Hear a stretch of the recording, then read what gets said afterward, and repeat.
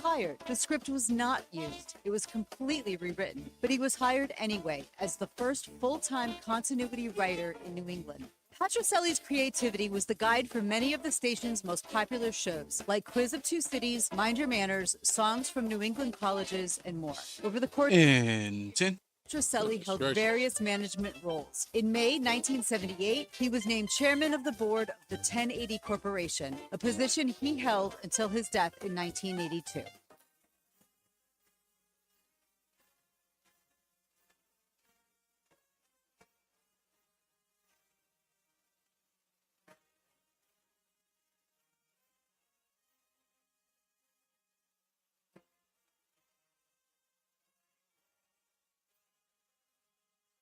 This is Reese on the Radio, filling in for Todd Feinberg on WTIC News Talk 1080. Greed, for lack of a better word, is good. Greed is right. Greed works. Greed clarifies, cuts through, and captures the essence of the evolutionary spirit. Greed in all of its forms. Greed for life, for money, for love, knowledge, has marked the upward surge of mankind, and greed, you mark my words, will not only save Teldar paper, but that other malfunctioning corporation called the USA.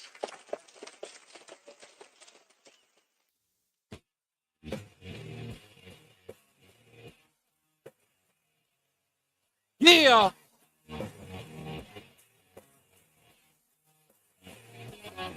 It looks like greed might be taking down New York City Mayor Eric Adams. It's Reese on the Radio on this September the 26th, 2024. I'm happy to have you here. Plenty of news and plenty of views to get into. We'll talk about Eric Adams. We'll talk about the Stephanie Rule interview with Kamala Harris, her sit down. I'll talk about what started it all, how we got to where we are today. And I think I'm going to solidify what I've been saying from the beginning, and that is this is a sabotage campaign. No one in the Democrat Party wants this woman to win. She is just there as an also-ran. She is a seat filler. No one is serious about this woman, but I will make that case thanks to that MSNBC interview. But before I get into Eric Adams and greed, before I get into Kamala Harris and the MSNBC interview, I've got to address what's dangerous. I have to. After yesterday's show, I've recognized that in order to censor people, the term dangerous is always used. You can't say that. It's dangerous. I got my fill of it yesterday from a caller. You shouldn't say that because it's dangerous. A talking point shared by White House Press Secretary Karine Jean-Pierre today. And we have been very clear from here. The president has been clear. The vice president has been clear. I think what we are seeing right now, what we have heard from national leaders about what is going on in Springfield, Ohio, the baseless lies and conspiracy theories, it's dangerous and it is false. And to go after immigrants in that way who are there legally, helping a community economically, who are welcomed in that community, and saying these baseless lies is dangerous.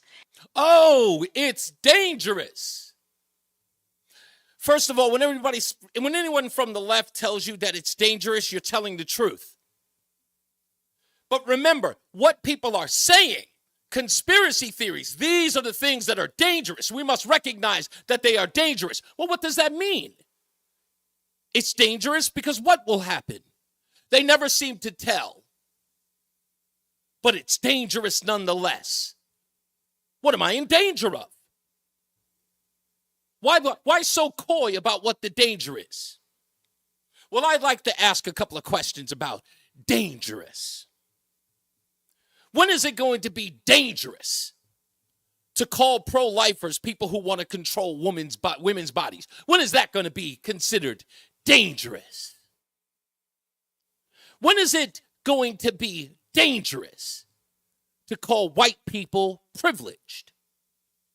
Why isn't it dangerous to say that? When's it going to be dangerous to call Christians and Catholics Christian nationalists? When is that going to be dangerous? When is it going to be dangerous to say that America was created on racism and slavery? When is that going to be something dangerous to say? Doesn't seem to be. People to be called evil things is never dangerous. When is it going to be dangerous to call America First Americans xenophobic? Why is that not dangerous to say? It's insulting. It's a smear, isn't it? When's it going to be dangerous to call men like me Uncle Toms, house Negroes, sellouts? When's that going to be dangerous? When's it going to be dangerous to call some of the most brilliant men among us nerds, squares? When's it going to be dangerous to call wealthy people thieves? Why aren't those things dangerous? When is it going to be dangerous to call MAGA people homophobes, racists, bigots, and threats to democracy? Why isn't that dangerous? Well, I'll tell you why. Because the only people allowed to use dangerous language is the arrogant left. The people who have anointed themselves as the people on the right side of history. They've self-appointed themselves as the rulers of the rest of us. They have decided that what they believe is dangerous is. And should you buck that system, you become the danger. People are threatened with lawsuits, so hope you don't get sued, for thoughts, for speech. We're at the precipice of that. And we have a body of people, average citizens, who are cheering on not only the ruling class, but the judicial class. They are rooting them on. They are screaming for them to do something legally against those who resist their orthodoxy. Does anybody remember when former Attorney General Loretta Lynch wanted to imprison people who were climate deniers? There are people who cheer that on. You don't believe in climate change? Put them in jail. Why isn't that dangerous? Why isn't it dangerous for a federal government to go to social media companies to shut down the free speech of Americans who want to have conversations about things that make people uncomfortable, like COVID-19, the vaccine, lockdowns, children out of school? Why? Why was it dangerous for people to address their public officials in schools about mandated a curriculum inside the classroom that parents did not adhere to, or parents didn't want for their own children? Why wasn't that dangerous? That FBI agents were sent out to school board meetings to take the license plate numbers of parents who were concerned about what their kids were learning in school, about the books that were in their library. Why wasn't that called dangerous? I think you're paying attention to the wrong things. If you give more of a damn about my conversation with the caller about whether or not a group of people eat cats or dogs, but you said nothing about people on television talking about the elimination of a presidential candidate or the president of the United States mocking what would you call it? The execution of a presidential candidate like a bug sitting around with a bunch of harpies on television? That's not dangerous for the president of the United States to be at a table while someone's using a euphemism about a presidential candidate being a bug and the president stomping his hand down on the table?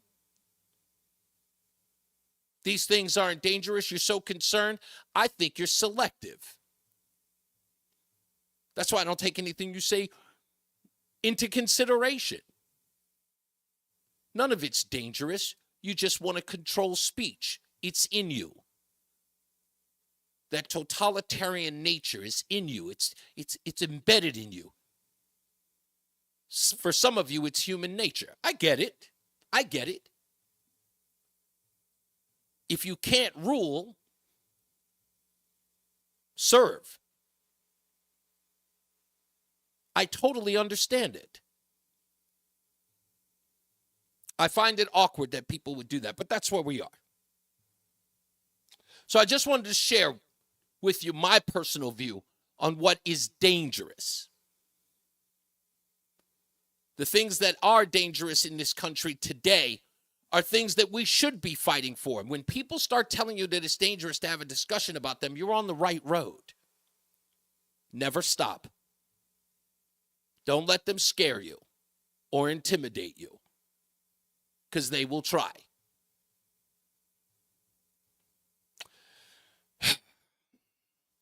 I figured I'd just have to get that off my chest today. Ugh. Nothing, you know what scares me even more? I'll tell you the part that scares me more about all of this. As a person who has fought for the free speech of every American in this country, by cracking this microphone for as many years as I have, saying that I don't care who you are or what you believe, that I believe in your right to say it, to hear someone come after me for any reason, just over a discussion, that we've reached that level of censorship from average citizens, I don't even understand. And the fact is, I don't understand why you would complain about it or to put an effort. I mean, do you find yourself that important, or your feelings so important that you have to express them in that way to tell others to stop expressing their opinion? Do you find yourself that important? Is that where we've gotten as a society? We become so navel-gazing that we believe that our feelings are more important than the free expression of ideas. I don't. That's why this platform is here. That's why it's growing in the way that it's growing. And yes, there are some people who are planning on shutting it down. There are some, you damn well believe it, because it's in the news every day. Certain people doing this and doing that covertly to shut down talk radio, and the monopoly that conservative talk has on it. Yeah, we know. We're all watching. With bated breath, we are watching for the next shoe to fall, for the next move to be made. Some people will adhere. Some people won't. I will be one of those that does not. And I won't be intimidated with words like dangerous and lawsuits. You can forget that. You got the right one. I promise you. I'll take Dr. Steve in Cheshire. How we doing, Dr. Steve? You're on Reese On The Radio. Hi. Thanks for taking my call. I totally agree. Like, here on the comments about how we are selective in what we choose to impugn, the things that we sort of go after as unacceptable use of free speech versus, our rights are being infringed upon. I wonder, what are your thoughts then on the banning of discussions of critical race theory in Florida and some other places? Like, I guess I see critical race theory as it's a theory. It's a point of conversation. It's a place of debate for civilized discourse for high school students or college age students to talk about some very challenging material, and banning the conversation just to me seems very counterproductive. So I wonder what your thoughts are about that in terms of selective free speech and that sort of thing. Okay. Critical race theory as it is, the understanding of critical race theory, when you present it as just a theory, as if to suggest that there is, in other words, let's just say that critical race theory doesn't have an angle, right? It's not left-leaning, it's not right-leaning, it's right down the middle, right? But the problem that I have with critical race theory in school is that we know what critical race theory is. Irrefutable, critical race theory is racism under new management. It means what critical, and I know who the godfather of critical race theory is. He is a former law professor at Harvard University. He taught Barack Obama. And what he believes in critical race theory is that our institutions need to be leveled so that certain crimes or certain things should adhere to a person based upon their skin color. In essence, if you are white, that means that let's say both of you, a black and a white man, are both charged with a crime, the same exact crime, that the white person should adhere to this set of rules and the black person should adhere to this set of rules based upon race. Again, bigotry under new management. We believe in equal under the law. Critical race theory does not. But back to your original question about the selective censorship, so to speak. What I'm saying is that critical race theory is not something that should be left to the curriculum of public school systems. It should be left at the hand of the parent or the guardian who wishes to teach it to their child. It's the same thing with those books about homosexuality or LGBTQ rights. Those books, you can't put those into the school and then tell the parent that you have no rights or you have no right to a concern over what your child is learning in school beyond reading, writing, and arithmetic, which has always been the curriculum of the school system, is making and preparing my child for a future workforce. Critical race theory, LGBTQ lifestyles are not one of those things that's going to get them a job in the future. So keep that out of the curriculum. So it's not a selective censorship, as it were. What it is, it's saying that social issues are not a part of school curriculum, nor should those things be a part of it. I can see I've pushed a button. No, you didn't push a button. I'm very passionate about this subject. As a black man, critical race theory is supposed to benefit me, but I don't believe in that.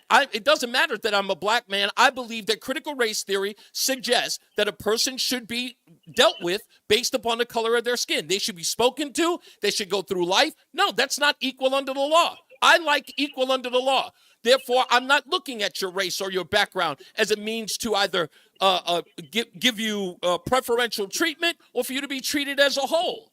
I believe you should be treated as an individual in the spirit and the meritocracy of it all. These people believe that there is something innate in you based upon the color of your skin, which I think is bogus. Yeah. I guess for me, I see. I'm being interrupted by. Oh, you're still there, Reese? I'm right here. Oh, sorry. Some other call was coming through. I guess I would say that CRT seems like a subject matter which all of us would benefit from being more fluent in. I completely agree with you. All people, of course, deserve equal access to healthcare, equal access to the judicial system, et cetera. But unless you disavow the concept of structural racism, which the kind of an incontrovertible evidence that supports the idea of structural racism. I think it's controvertible. Controversial. No. I don't think that any. First of all, I do have to take a break, but I want you to stick around. Dr. Steve, hold on for me real quick because I got other calls on the line and I got to go to a break. So stay where you are. I will address that in a minute. Let's take a break. We'll be back. It's Reese on the Radio on News Talk 1080 WTIC. Philo's got a world of entertainment for you to explore with just one subscription. Sign up today and start watching all the networks you love, like A&E, MTV, Discovery, VH1, What's up, Craig? TLC, Lifetime, Hallmark Channel, and so much more. Featuring current seasons of all the best drama, true crime, reality, and family-friendly shows you can't afford to miss. And with up to 3 streams at once, you'll never have to fight about what to watch. Get started today and unlock our library of over 75,000 movies and shows, and save all your favorites with the unlimited DVR, so you can rewatch them anytime, anywhere, for up to a year. Philo now includes access to AMC Plus. You can discover your next obsession from You're a so collection right of about hits that, Rama. like Mad Men, The Walking Dead, Michael Killing Douglas Eve, is Orphan perfect for Black, all the- and both of those tons roles. blockbuster movies. There are no contracts, no commitments, and no hassles. For just $28 a month, Philo's a better way to watch TV. So what are you waiting for? Visit philo.tv and sign up today to start your 7-day free trial. That's PHILO.tv. Hi, I'm Joe with SimpleSaleUSA.com, and I buy houses cash. If you own a house and want to sell it fast at a fair price, call me at 203-896-4000. I can pay cash and close in as little as 7 days. I buy houses in any condition, any price range, and more importantly, anywhere in Connecticut. I'm a private real estate investor who buys several houses a month, and I want to buy more. I buy inherited houses, divorce houses, behind in payment houses. I even buy my tenant won't pay me the rent houses. Do you own a house that is trash and needs thousands of dollars in repairs? Great, because I love buying junk houses. I buy vacant houses, abandoned houses, condemned houses, and even foreclosure houses. If you own a house and want to sell it fast, call me at 203-896-4000. That's 203-896-4000. 203-896-4000. And now, a WTIC news update. 3:30. Good afternoon. I'm John Silva. Hurricane Helene is barreling toward the Florida Gulf Coast. Forecasters say it threatens a catastrophic storm surge in parts of northwestern Florida, as well as tornadoes, damaging winds, rains, and you like the flash Dentine flooding. line, right? 3 people remain in the hospital. I used to eat that gum all the time. What is it, Reports say gum? was Is that domestic gum? in nature Wednesday. Mother and her 2 children injured. 33-year-old Abdul Rahim Brought back some memories. charged with 3 counts of attempted murder. State police are charging a woman after they say she was driving the wrong way on Route 8 Wednesday. Under arrest is 60-year-old Tracy Forsesi. Police say she was traveling south in the northbound lanes near exit 34 on Route 8 and now faces DUI and other offenses. Charges have been filed against a former Meriden dispatch trainee. Police say 26-year-old Jonathan Miller allegedly accessed the information of an acquaintance using computers that were assigned to the city. Officials say Miller was a trainee from July of 2023 to July of 2024. He's free on a written promise to appear. New York City Mayor Eric Adams says he's not surprised by the federal corruption charges he faces and that he doesn't plan to resign. He told reporters today that he will ask New Yorkers to wait and hear the defense before making any judgments. He is accused of, among other things, illegal campaign contributions and dealings with foreign actors. Foo Fighters pulling out of the Southside Music Festival this weekend in Bridgeport. A post on the band's Facebook says it won't be appearing, and to go to the festival's website for more information. Earlier this month, Foo Fighters frontman Dave Grohl announced he'd fathered a child with a woman who is not his wife. Taking Foo Fighters' place on the Southside Music Festival bill will be Jack White and Greta Van Fleet. WTIC News Time 3:32. Here's the forecast. For the rest of the afternoon, you'll watch your umbrella. We'll have periods of rain and a thunderstorm. Some of that rain will be heavy late in the day, and gusty winds can accompany any downpour, the high of 71. Tonight, we'll have a couple of soaking evening showers, otherwise rather cloudy and mild overnight with the low down to 62. For Friday, beautiful end of the week, very pleasant with a blend of sun and clouds, a light breeze out of the west, and the high of 77. Now for Friday night, it'll be partly cloudy, mild but comfortable with the low down to 60. Saturday, beautiful day to be out and about, partly sunny, another pleasant one. Won't be quite as warm, the high of 72. Saturday night, mostly cloudy, still mild, the low down to 55. Now Sunday, a nice day with a mix of sun and clouds, the high of 70 with a light breeze out of the east. Monday, pleasant with a mix of sun and clouds to kick off the week, the high up to 72.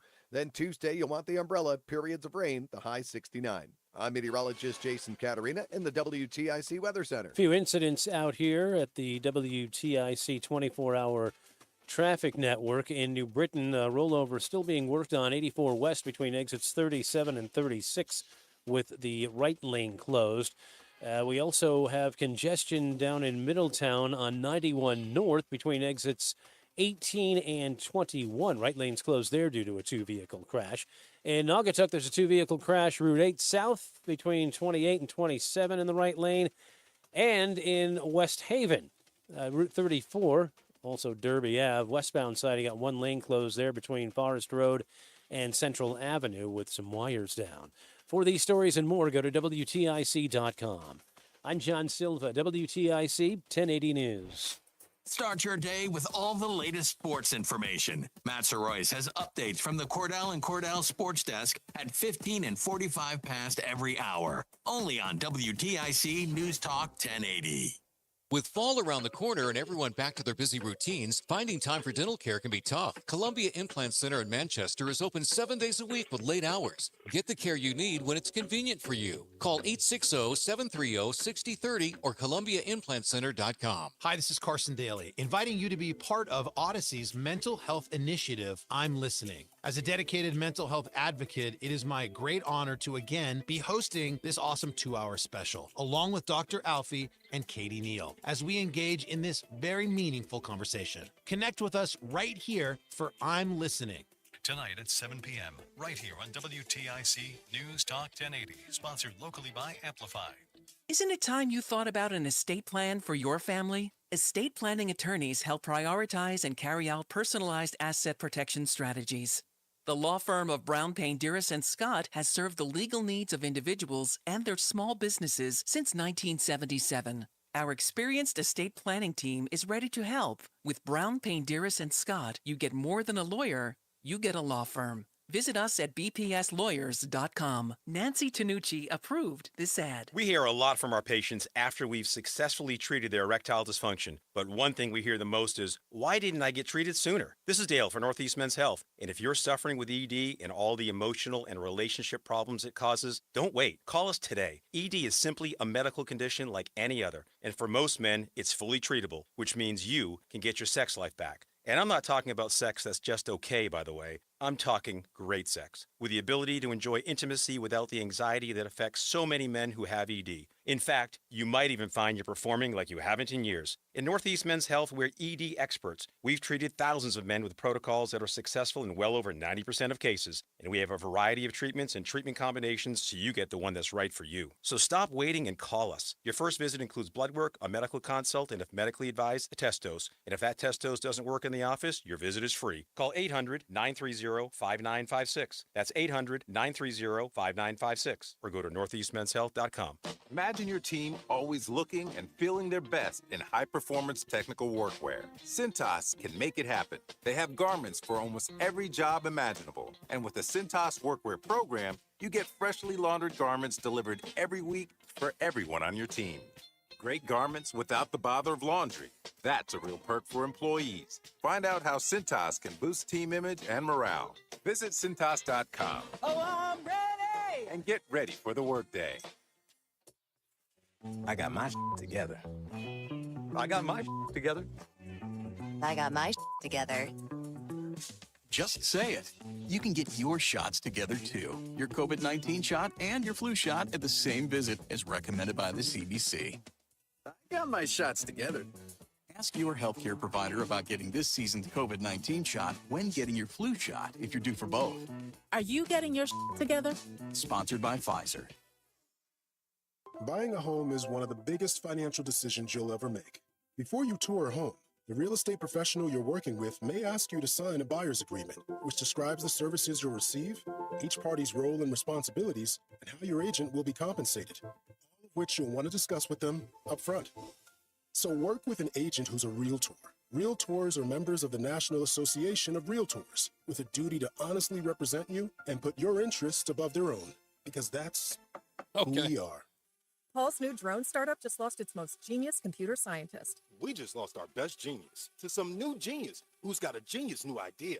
I'm going to have to find a new genius, or two have geniuses, and fast. He needs a computer scientist that can keep his startup from falling down. I need Indeed. Indeed you do. When you sponsor a job on Indeed, it's easier for talented candidates to find it, which makes it easier for you to hire them. Visit Indeed.com/credit and get $75 towards your first sponsored job. Terms and conditions apply. Wow, honey. 1 minute. Thanks, Yeah, it's out of control. But have you heard of Navien tankless water heaters? Tankless? How does that even work? Well, instead of constantly heating and storing water, it only heats water when we need it. So much more efficient than our giant tank heater. That sounds great. Let's look into Navien. Already on it. Imagine all the hot water you need only when you need it. Bulky tanks are history. Navien high-efficiency tankless is the future. Compact, wall-hung units free up floor space, lower energy bills, longer life than tanks, and a 15-year warranty. Find out more at tanklessmadesimple.com. I learned patience from my adoptive dad. All he had to say was, "Hey, you got this. Just breathe." Hey, pretty good. Yeah. Might have to start a band. I got it. Learn about adopting a teen from foster care. Yeah, Can't imagine the reward. Visit adoptuskids.org to find out more. This message is brought to you by Adopt US Kids, the U.S. Department of Health and Human Services, and the Ad Council. What's up, everybody? You know who it is. You know who it is. You know who it is. It's Reese on the Radio. Frederick Douglass of the 21st century. It's WTIC News Talk 1080. And we are back. It's Reese on the Radio, News Talk 1080 WTIC. Little Tribe Called Quest there for you. Dr. Steve left, unfortunately, and I was going to answer him about the whole slavery thing, but I'll just say this before I go back to the phones. Dr. Steve, if you are listening, I always say that, the whole sins of the father nonsense, it's like I can't suggest that, you were responsible for anything. We had a country that had 1.4% of its population owned slaves. Okay, 1.4%. That means in a population of 27 million, only 395,000 owned slaves in this country. 1.4%. That means that I'm holding a considerable amount of people responsible for something they took no part in. Okay? And if you can break that down for me and tell me how critical race theory plays a role in that, okay. You and I, we can have a discussion, but I just don't think that you can math that out. The math doesn't work. And when you say that to people, they get upset.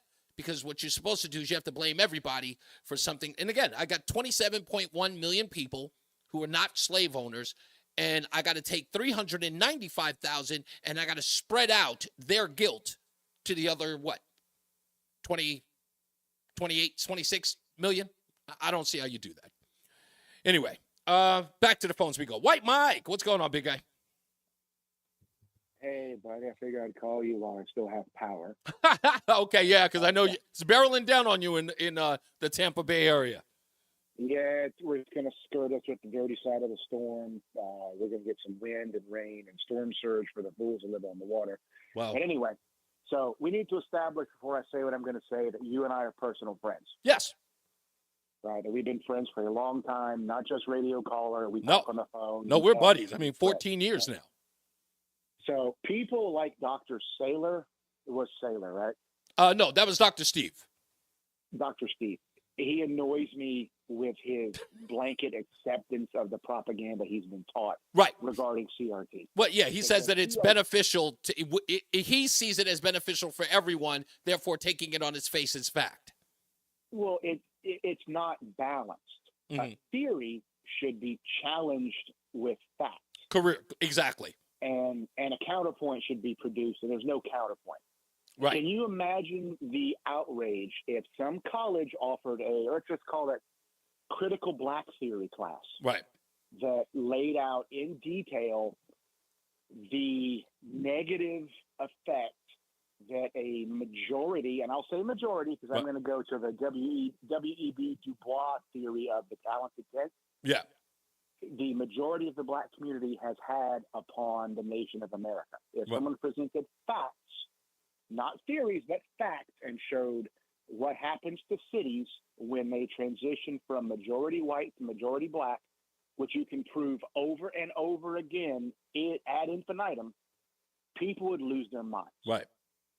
They would lose their minds. If you showed people Jackson, Mississippi in 1965 and Jackson, Mississippi today, and the only thing that's changed in Jackson is a demographic change, they would come unglued.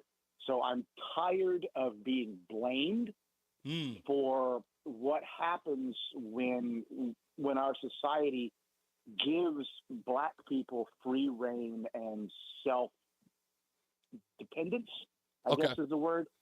Well, when they're left to it, well, you're saying in this case, because Jackson, Mississippi is a perfect example. For those of you familiar with it, Deion Sanders was the coach of the, what was it, the name of the team in Jackson, Mississippi that he was?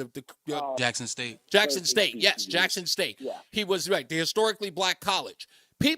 Jason Whitlock was one of the people who pointed it out, was that he got down there to the school, he brought recognition to the city, got them on national television, but at the school, there were so many problems in that community to the fact that even though he was bringing that town prominence and money and financial gain, what was happening? The school, the team had to bathe at the local hotel swimming pool. They had to bathe there. They were getting robbed inside their office. Part of the reason why he left was because he was getting no support from the community that was run entirely, I mean, if not 85, 95% black.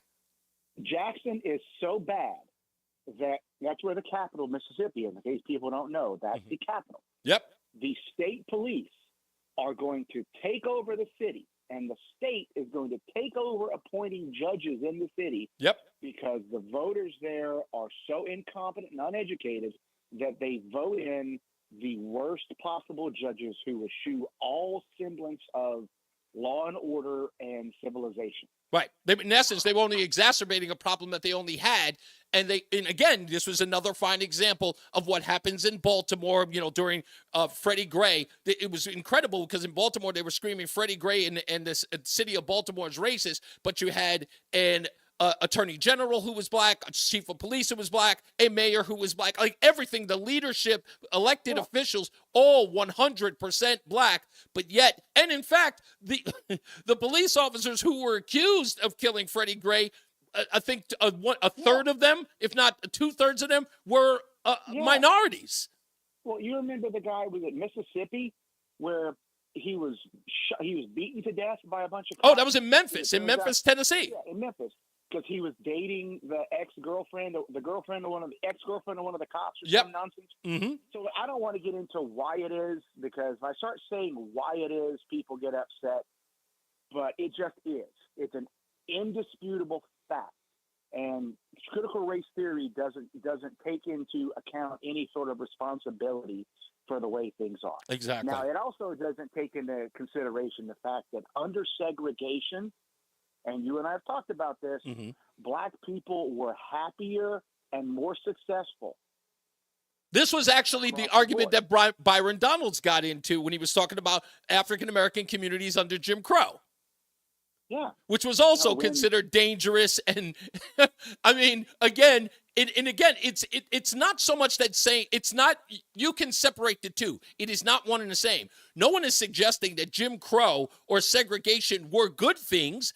We believe that integration are good things, but when they're done, making sure that each individual is treated based upon what they do, not who they are. That's all. Right. And, if there's a societal pattern that results in certain behaviors that are negative, we have to start addressing this. And I don't know who's going to address it, because the black community doesn't address it at all.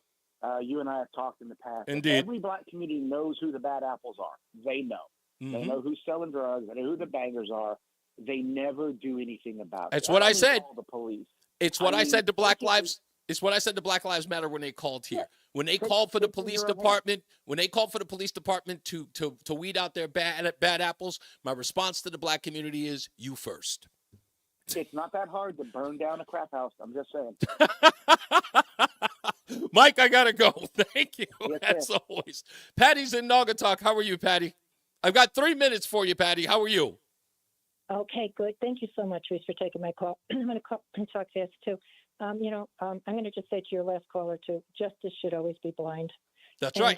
They always should be sentenced with a degree of mercy, all of us, regardless of color. Mm-hmm. I just want to say, too, I'm not sure if you're aware of something the Wall Street Journal put out, and it actually has to do with what's called salt typhoon.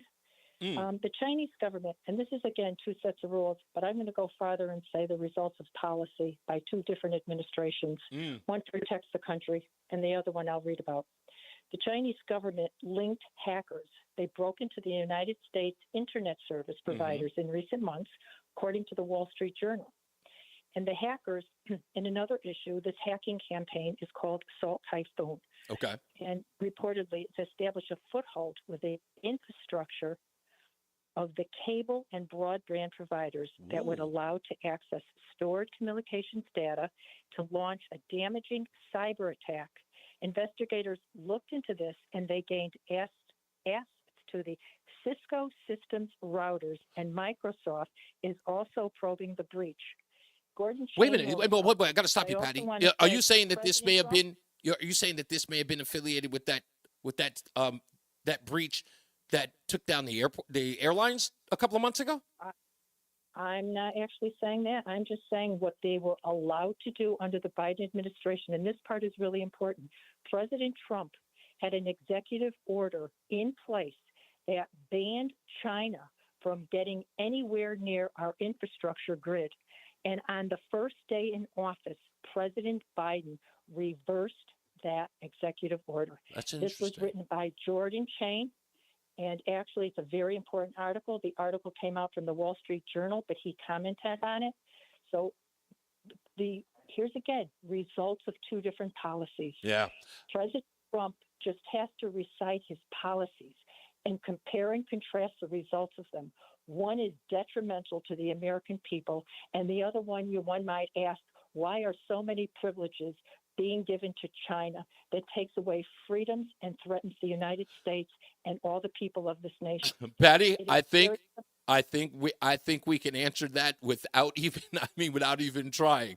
I got to get to a break, but Patty, that's Gordon Chang I trust more than anybody in the world, but thank you for that. I'm actually going to look up that article.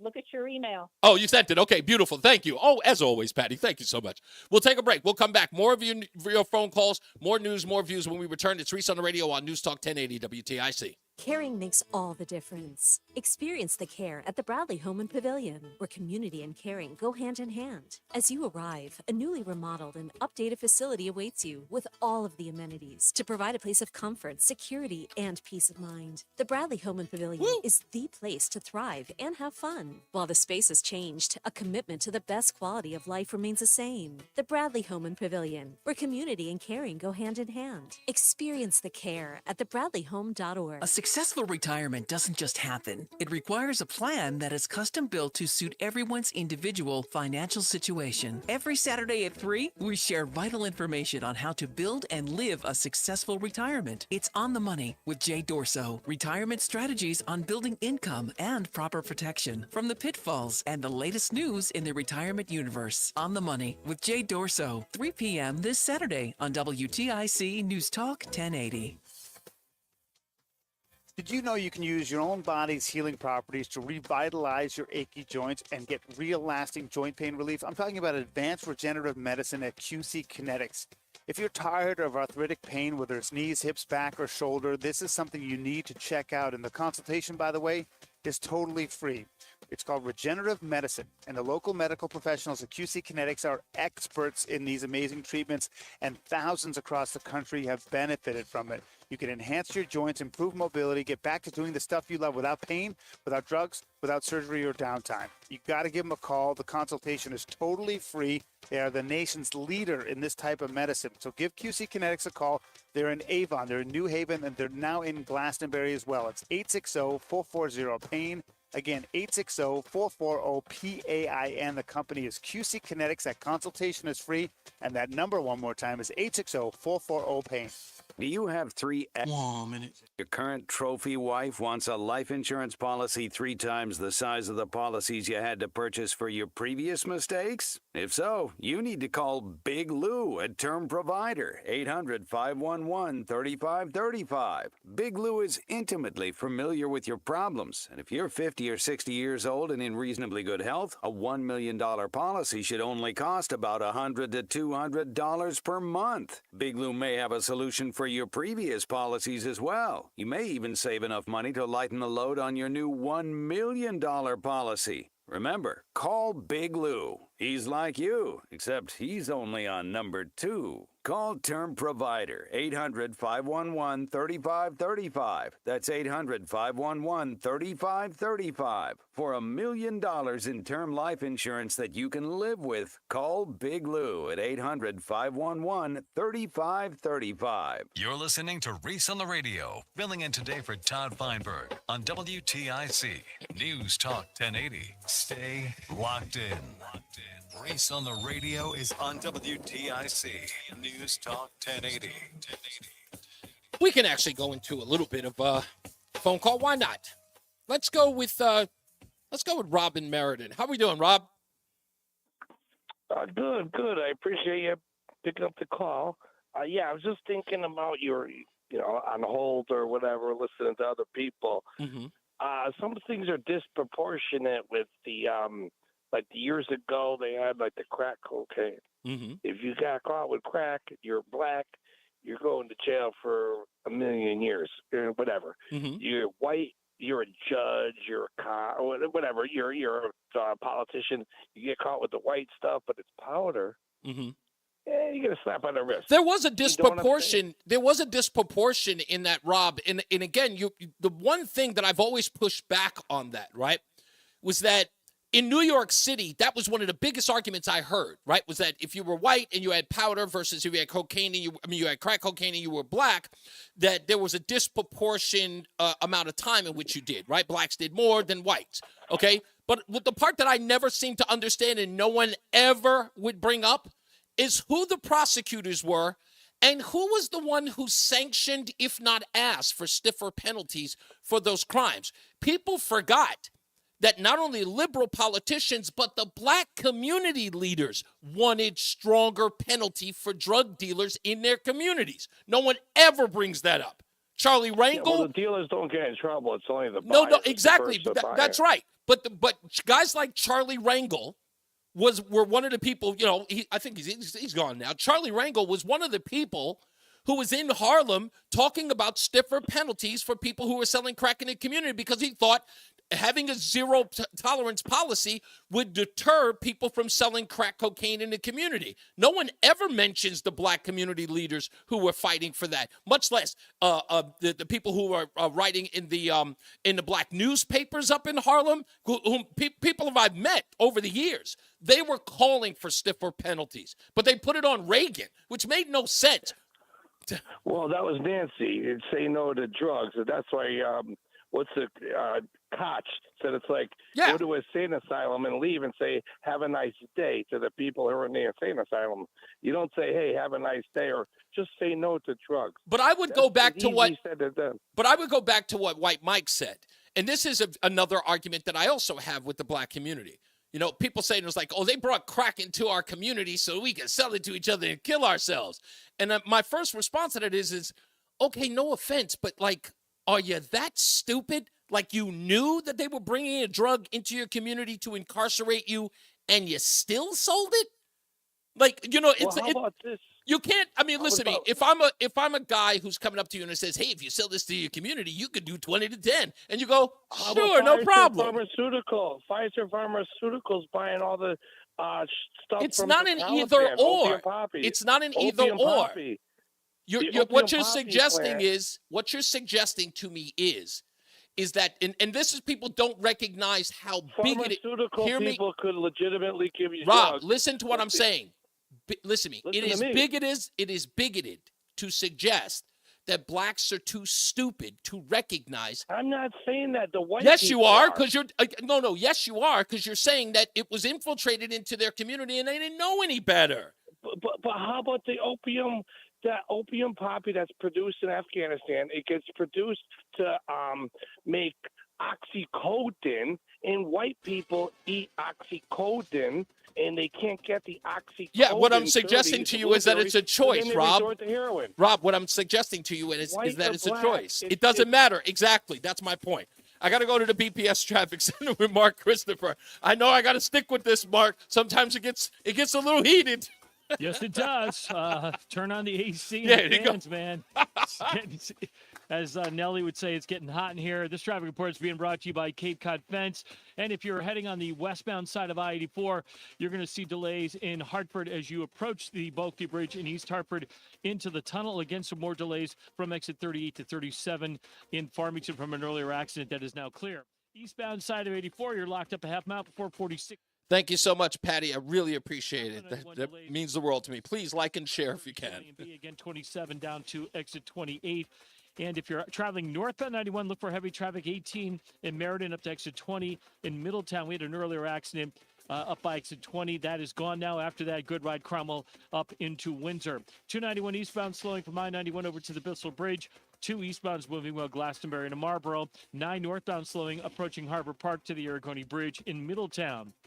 If you're heading on the eastbound side of 84, delays 17 to 18 in Waterbury. Again, from 25A to just east of exit 26 in Cheshire. Westbound 84 in Waterbury slowing 22 into the Mixmaster. 84 eastbound in Newtown, some tight traffic 10 to 11.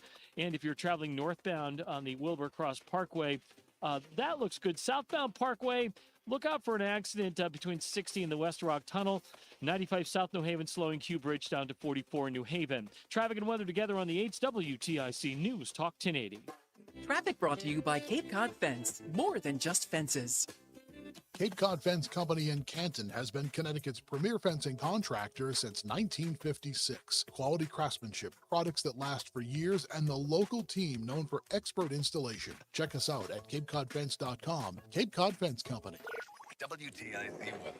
For the rest of the afternoon, we'll have periods of rain and a thunderstorm. Some will be heavy late this afternoon, and gusty winds can accompany any downpour, the high of 71. Then tonight, well, still a couple of soaking evening showers, otherwise rather cloudy and mild overnight with the low down to 62. Pleasant day for Friday to round out the week, though, with a blend of sun and clouds, the high of 77. Then Saturday, partly sunny, another pleasant day, not quite as warm, the high of 72. I'm meteorologist Jason Caterina in the WTIC Weather Center. WTIC is 99 and throwing a year-long celebration to 100 years on the air. This is WTIC and WTIC FM HD2 Hartford. Always live on the free Odyssey app. 4 o'clock in the afternoon. I'm John Silva, WTIC 1080 News. Hurricane Helene is a Category 3 storm. This man in Fort Myers. I'm just checking it out, man. I just rebuilt my home last year, and I just want to be here with it if it goes into the sink this time. Michael Brennan at the National Hurricane Center in Miami. It is strengthening, getting better organized, forming an eye wall, and we're expecting steady to rapid intensification to continue before Helene makes landfall later tonight as a Category 3 or possibly even Category 4 hurricane. FEMA Administrator Deanne Criswell. The entire state of Florida is under some type of warning right now, whether that's a hurricane warning or a tropical storm warning. And we expect life-threatening flash flooding in the state's north as the storm continues to move north. Storm expected to have a devastating surge, 15 to 20 feet forecast. New York City Mayor Eric Adams has been indicted, becoming the first mayor in the city's history to be indicted while in office. Correspondent Michael George. New York City Mayor Eric Adams asked New Yorkers to reserve judgment shortly after a federal indictment was unsealed, charging him with taking bribes and illegal campaign contributions from foreign sources. It's an unfortunate day, and it's a painful day. The 5-count indictment alleges in exchange, Adams helped Turkish officials with fire clearances for a new diplomatic building in the city. Man was in court today, charged with 3 counts of attempted murder in a violent assault that took place Wednesday in Bridgeport. 33-year-old Abdul Rahim Suleiman charged. It was Wednesday morning. Police were called to an apartment at 2485 Main Street. 3 victims, a woman and 2 children, were found suffering from blunt force trauma. Suleiman faces charges again of attempted murder as well as risk of injury and criminal possession of a firearm. Police say the incident is being treated as a domestic assault and that the victims knew their attacker. Secret Service Director already has resigned in wake of the Butler, Pennsylvania assassination attempt on the life of former President Trump. Senator Richard Blumenthal is calling for a further house cleaning of management at the service now that a Senate committee has issued an interim report that slams the agency's work that day. Accumulation of errors. Hey, did you know Zach Lowe? Storm of stunning failure. This assassination attempt was shocking. Zach Lowe? Yeah. Was he? Senior NBA writer. Should have been for ESPN. Oh, yeah. I don't know him, but he was there when I was there. He's Security gone now. and allocation. Yeah, they laid him off. Yeah. For today's Yeah. Salary too big. Join the club, Zach. September is National Preparedness Month that highlights the importance of making a plan for a man-made disaster such as a chemical spill or a natural incident like a hurricane. Those with the State Department of Public Health were on hand today with representatives from the Connecticut Hospital Association to put the word out. DPH Commissioner Dr. Manisha Jutani says the current state public health lab can sort of trace its beginnings back to the aftermath of the September 11th, 2001 terror attacks. For us here in Connecticut, we are so lucky to have a lab of that stature, in part was invested in and built because of anthrax and because of those attacks. President Biden met with his Ukrainian counterpart at the White House today to reaffirm support for Ukraine in the war with Russia. The president made his position perfectly clear. Russia will not prevail. Ukraine will prevail, and we'll continue to stand by you every step of the way. Seated beside President Zelensky in the Oval Office, Biden pledged nearly $8 billion in military aid from funds previously approved by Congress. Zelensky was thankful, calling it a great help. To all American people, together we have to win. We will win. Zelensky also met with members of Congress on Capitol Hill and with Vice President Harris. Linda Kenyon, CBS News, the White House. Closing bell report sponsored by Bouvier Insurance. Dow up 260 points. NASDAQ up 108. S&P up 23. For these stories and more, go to WTIC.com. I'm John Silva, WTIC 1080 News. I believe I heard 1 minute. radio and then heard that he was from TAP Computer Systems, and I gave him a call. That's Bruce Cloder, president of Swiss Cleaners and Uniform Services. He had problems with his computer network. Our business runs 5 different servers for our different profit centers, and our network was complex to the point where we had different businesses going on in our server room. TAP understood them all and was able to take care of us. How well has TAP taken care of Swiss Cleaners' computer network? They have a great service department. Anytime I call, anytime I email, anytime I communicate, they immediately respond appropriately. We've been using them for 14 years, and in our business, we cannot operate without our network being up, and I'm proud to say that thanks to TAP Computer Systems, we've never been down. Trust TAP. And 10 coming right in. Experience. Call 1-888-TAB-4-HELP, 1-888-TAB-4-HELP, or visit tabinc.com. Technology's advancing business. TAB Computer Systems. You're listening to Reese on the Radio, filling in today for Todd Feinberg on WTIC News Talk 1080. Back to the phones we go on Reese on the Radio on News Talk 1080. Let's go to Joe in Simsbury. What's up, Simsbury Joe? Hello there. So I'd like to address something that Patty said at the end, but I wanted to revisit first yesterday's program where you were talking about, was it Whacked Out Wednesday and conspiracy theories? Yes. Well, something came out that I didn't know about when I made my call. I might have changed my conspiracy theory, but I think this is very important for everyone. So I'm bringing it up today. So Tuesday late, federal judge in the U.S. District Court of Northern District of California wrote in a long-awaited landmark decision that fluoridation in water at current U.S. levels poses an unreasonable risk of reduced IQ in children. Yeah, I saw that. So yet another example of how many people over the years were saying, I think fluoride is really bad for everyone, especially pregnant moms and small children, yet they were called out to be whack jobs. And this is a massive ruling because he goes over the preponderance of scientific evidence that clearly shows that the levels of fluoride exposure are damaging human health. Absolutely. I saw that article at the end of the day, and it was at the end of the show yesterday. I saw it, and I was just went, is that real? And when I looked at it, because I was like, fluoride, that's something my wife has been kicking my butt about for the longest. And I kept, I just kept writing it off, and there it was. And, you're absolutely right. It's so indicative of why yesterday was so important. Because, again, everything that we've learned over the years, it always turns out to be. And I just saw another report in the Gateway Pundit now that's talking about Ritalin and its effects on autism. And I'm just like, you just can't. You can't trust anything. This is going to be an amazing week. Thank you, Joe. I got to get to the BPS Traffic Center with Mark Christopher. Mark, I'm telling you, yesterday's show, I feel so much better about it than I did yesterday. Well, that's good. Well, I'll tell you what, that fluoride thing may have something to it because I'm dumber than a stump. But I've never had a cavity, so I'm gonna save that to that. There could be some validity to that. Could be. Hey, if you're heading into Hartford right now, we're looking good overall. Southbound 91, just some slow traffic, 34 down to 32 A and B, and again 27 down to 28. Another bump by exit 23 in Rocky Hill. And if you're traveling on the northbound side of 91, look for slow traffic, Middletown rest area up to exit 20. That was kicked off from an earlier accident. After that, moving well Cromwell through downtown up into Windsor. If you're on the westbound side of 84, slowing, approaching the Bulky Bridge up to 48 Asylum Street. Another bump by exit 45, more slow traffic, 43 out to 41 South Main Street in West Hartford. 84 eastbound, got delays now about a half mile before 46 Sisson Avenue into the tunnel. 291 eastbound looking slow from I-91 over to the Bissell Bridge. If you are heading to westbound, a little tight from exit 4 to the 84 West Merge. 9 northbound, Middletown slowing 22 to the Aragoni Bridge. Heading toward the Waterbury area.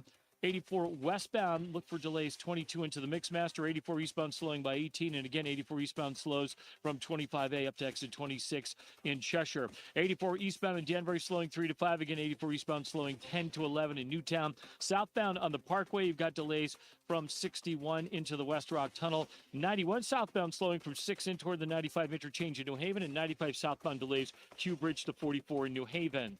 Traffic and weather together on the 8th WTIC News Talk 1080. WTIC weather. All right, for the rest of the afternoon and into the evening, still some heavy rain and a thunderstorm around and a couple of soaking evening showers. Otherwise, rather cloudy and mild tonight. The low down to 62. For our Friday, pleasant day with a blend of sun and clouds, looking great as we head into and through the weekend, as a matter of fact. So Friday, again, pleasant day, sun and clouds, the high 77. Saturday, partly sunny, beautiful day, the high 72. Sunday, nice with sun and some clouds, the high of 70. Pleasant to kick off the week. Monday, a mix of clouds and sun, a little milder, the high 72. And Tuesday, you're going to want your umbrella. We'll have periods of rain, a little cooler, the high of 69. Right now, Danbury 72, Waterbury at 68, it's 70 in Bristol and 71 in Hartford. I'm meteorologist Jason Caterina in the WTIC Weather Center. Want $125 free heating oil or propane to save on heating costs this winter? Go with your local HVAC pros. Go with Petro. Petro has a great deal on a new heating system with $0 down and low monthly payments. Go to petro.com now or call 1-888-PETRO02. Hi, this is Carson Daly, inviting you to be part of Odyssey's mental health initiative, I'm Listening. As a dedicated mental health advocate, it is my great honor to again be hosting this awesome 2-hour special, along with Dr. Alfie and Katie Neal, as we engage in this very meaningful conversation. Connect with us right here for I'm Listening. Tonight at 7 p.m., right here on WTIC News Talk 1080, sponsored locally by Amplify. Hi, I'm Dr. Jeffrey Bash, a spine surgeon here at Middlesex Health Center for Spine Surgery. By the time most patients come to us, they've typically suffered for years from back pain, difficulty walking, or numbness. And while we're experts in minimally invasive, robotic-assisted spine surgeries, we always try to exhaust all non-surgical options first. We'll help you find the treatment that's right for you, so you can get back to doing what you love faster. To learn more about why we're leaders in outpatient spine surgery, visit middlesexhealth.org/spine. Don't let a cold, sinus infection, or allergies ruin your day. Breathe easier, sleep better, and feel healthier with Navage. Visit Navage.com, Walmart, Walgreens, CVS, or a store near you. This is a commercial for California Psych. 1 minute. America's most trusted psychic network. So, All right, we're good. if you're waiting for a sign, this is it. No, really, this is it. You won't see your soulmate's face in the clouds or your career path mapped out in your cappuccino foam. This really is it. We could add some dramatic sound effects if you'd like. So what you waiting for? Experience the joy of certainty at CaliforniaPsychics.com. Retirement can be scary, but only if you're not prepared. That's why AARP created thisispretirement.org. Because unless you've already retired, you're in pretirement, and you still have time to plan. Learn about retirement savings options, potential tax breaks, and how you can build time. Visit thisispretirement.org for free resources to help you customize your action plan and feel the retirement fear disappear. Brought to you by AARP and the Ad Council. Reese on the radio, making sense of the news, even when it makes no sense at all. Now on WTIC, News Talk 1080. And we are back. News Talk 1080 WTIC. We'll get to the phone calls in a second. You guys call up a lot. I got content I got to get into. Yesterday on the show, do you remember what my opening monologue was about? Are we not to believe that Iran is trying to get Kamala Harris elected, that they are supportive of the Kamala Harris campaign? Well, I got pushback on that yesterday, but not that that matters, folks. I wouldn't say it on this microphone.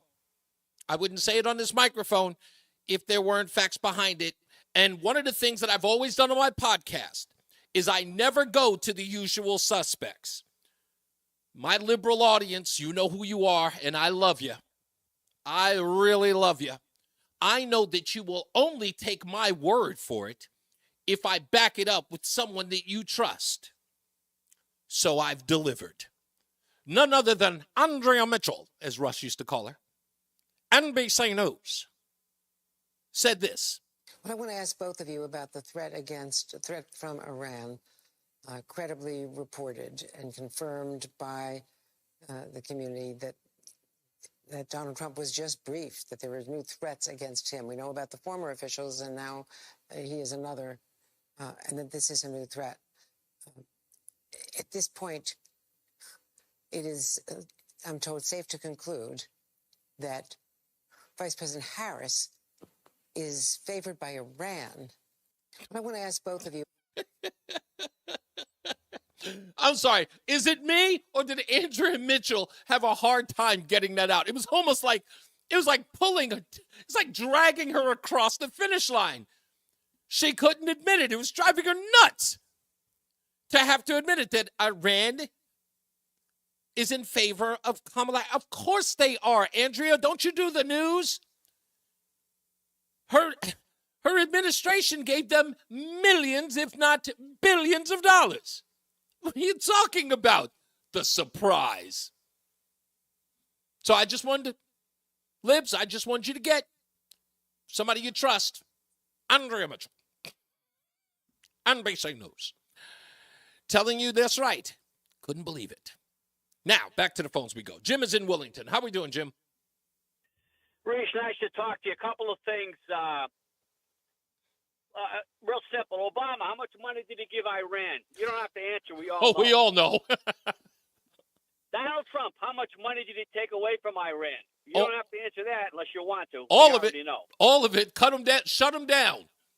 The the Biden administration, how much money did they give to Iran? And couldn't wait.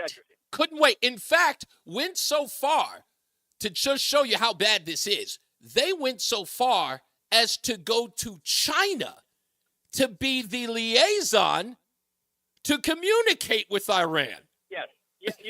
You just stole the point I was going to make. That's exactly what I was going to say. Okay, how much terrorism went on when Obama made Iran flush? You can go back and look at the dates on your own. I can't, but it was nonsense. Right, and then of course we can go to Obama and we can go to Trump. Biden and Trump. We can go on and on with this. The second point I wanted to make was, and you brought it up, and I think I've talked about this before with you. It was the Congressional Black Caucus that was screaming for something to be done because of a crack cocaine epidemic. That's right. In neighborhoods across the country. That's correct. And it was the judges and the lawyers and the politicians on the state level that were inflicting all of the laws, some of which Bill Clinton's administration put in place. That is correct. to then put people of color in jail. Yeah. Oh, yeah. In the manner in which they did it. Jim, let's also take into consideration that the members of the Congressional Black Caucus run cities that are not Republican. So these large swaths of African Americans who were unreasonably incarcerated, taken away from their families, were done in Democrat cities run by Democrat politicians, and more than likely district attorneys, if they were elected, were elected on a Democrat party line. Well, we can point to Kamala Harris, who, by the way, oh yeah, let's not forget her. Sued the Obama administration over fracking in California. I don't know if anybody knows that. Yeah, nobody forget. And we didn't forget the 1,500 African-American men that she put in jail over minor marijuana charges, and then tried to put black parents in jail for truancy because schools were losing funding. And who was she protecting the coffers of then? The teachers' unions. And then the last thing, if I might, who writes the first check concerning reparations for any race that was enslaved? Who do the Vikings, wherever do the Northern European races have to start writing a check for all the people they put into slavery and sold into the Middle East? I think we should follow the Democrat template on who should pay reparations. Hear me out. If we are going to go after gun manufacturers for gun crimes, let's go after Africa for slavery. They are the supplier. I mean, come on. Well, sure. I was also going to basically bring that up. The way I see it, the way I see it, everybody in the world, mostly everybody in the world, owes somebody for some part of the history of slavery in whatever country you're calling up by name. I'm just saying. And sir, I'll close by this. For the life of me, I can understand how relatives who came over here in the 1890s or 1900s are responsible for anything that happened in between 1790 and 1860. I don't get it. Maybe some of my relatives left a very uncertain situation, and they included slavery. Who writes my relative a check? No. Again, remember this. Remember, unfortunately, you cannot be a part of the grift. I apologize. You do not meet. The height requirements for this grift, Jim. Well, my friend, you just hit it on the nail because it is grift. It's political grift, yes. And it doesn't get to the root cause of anything. When all you want to do is inflame something that pretty much isn't going to happen. Indeed, sir. Thank you. Thank you. You got it. Let's go to Fred in Middletown. How you doing, sir? Hey, I'm doing good. Quick shot back to yesterday. So someone fleshed out the term conspiracy theory that it first appeared in the 60s in the New York Times. Yeah. I didn't get a chance to look that up. Did you do any follow-up on it? Well, I believe I know another thing about it. It was fed to the New York Times by the CIA. Oh. To put an easy handle on people who didn't accept the Warren Commission report findings. Gotcha. So he was right when he said the first usage of the term was after the assassination of Kennedy. Yes. Okay. That's right.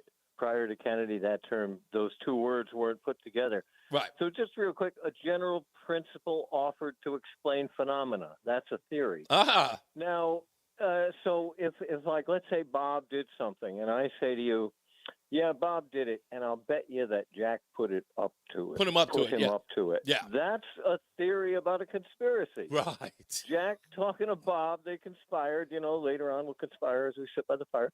And I have a theory about it. I can't prove it. But so a conspiracy theory, at one point you said, that it's true as differentiated from a conspiracy theory. A conspiracy theory just says that, it has it's got a certain weight and a certain height. It doesn't tell you anything else. Right, yeah. Exactly. And I think the most important part about a conspiracy theory is, look, I think that we should be able to distinguish truth from lies or even if we don't want to be that harsh and call it a lie, just untruths, right? I think that we should be able to distinguish them. And in fact, when we discuss them, that's what we should say. This is fact, this is fiction, right? If we could just do that, that'd be fine. Or speculation. Right. Or you can just use the word theory. That's a person's theory on the events that took place. I can take any amount of things that have happened and without knowing all the facts, I can take Michael Brown's story until we get the facts as theory as to what happened. We can take those things and call them that. But the part that they throw in, and that's the other crazy part, is they throw in the word conspiracy. And that whole reason of throwing in the word conspiracy is not just to cast doubt. It is to, I would say, to make controversial the theory in and of itself. Yeah, you're casting shade with Yeah, that. exactly. The idea is to throw some controversy into that into what that theory is. Is to say it's a conspiracy theory, so it almost the word is meant to be a pejorative. That's my point. Yeah, it's intended to be pejorative. And real quick, one other thing. Did someone call you dangerous recently? Yeah, they said that my comments about saying that Haitians eat cats dangerous, even though I backed it up with the evidence of a Haitian who wrote an article about his culture back in 2019.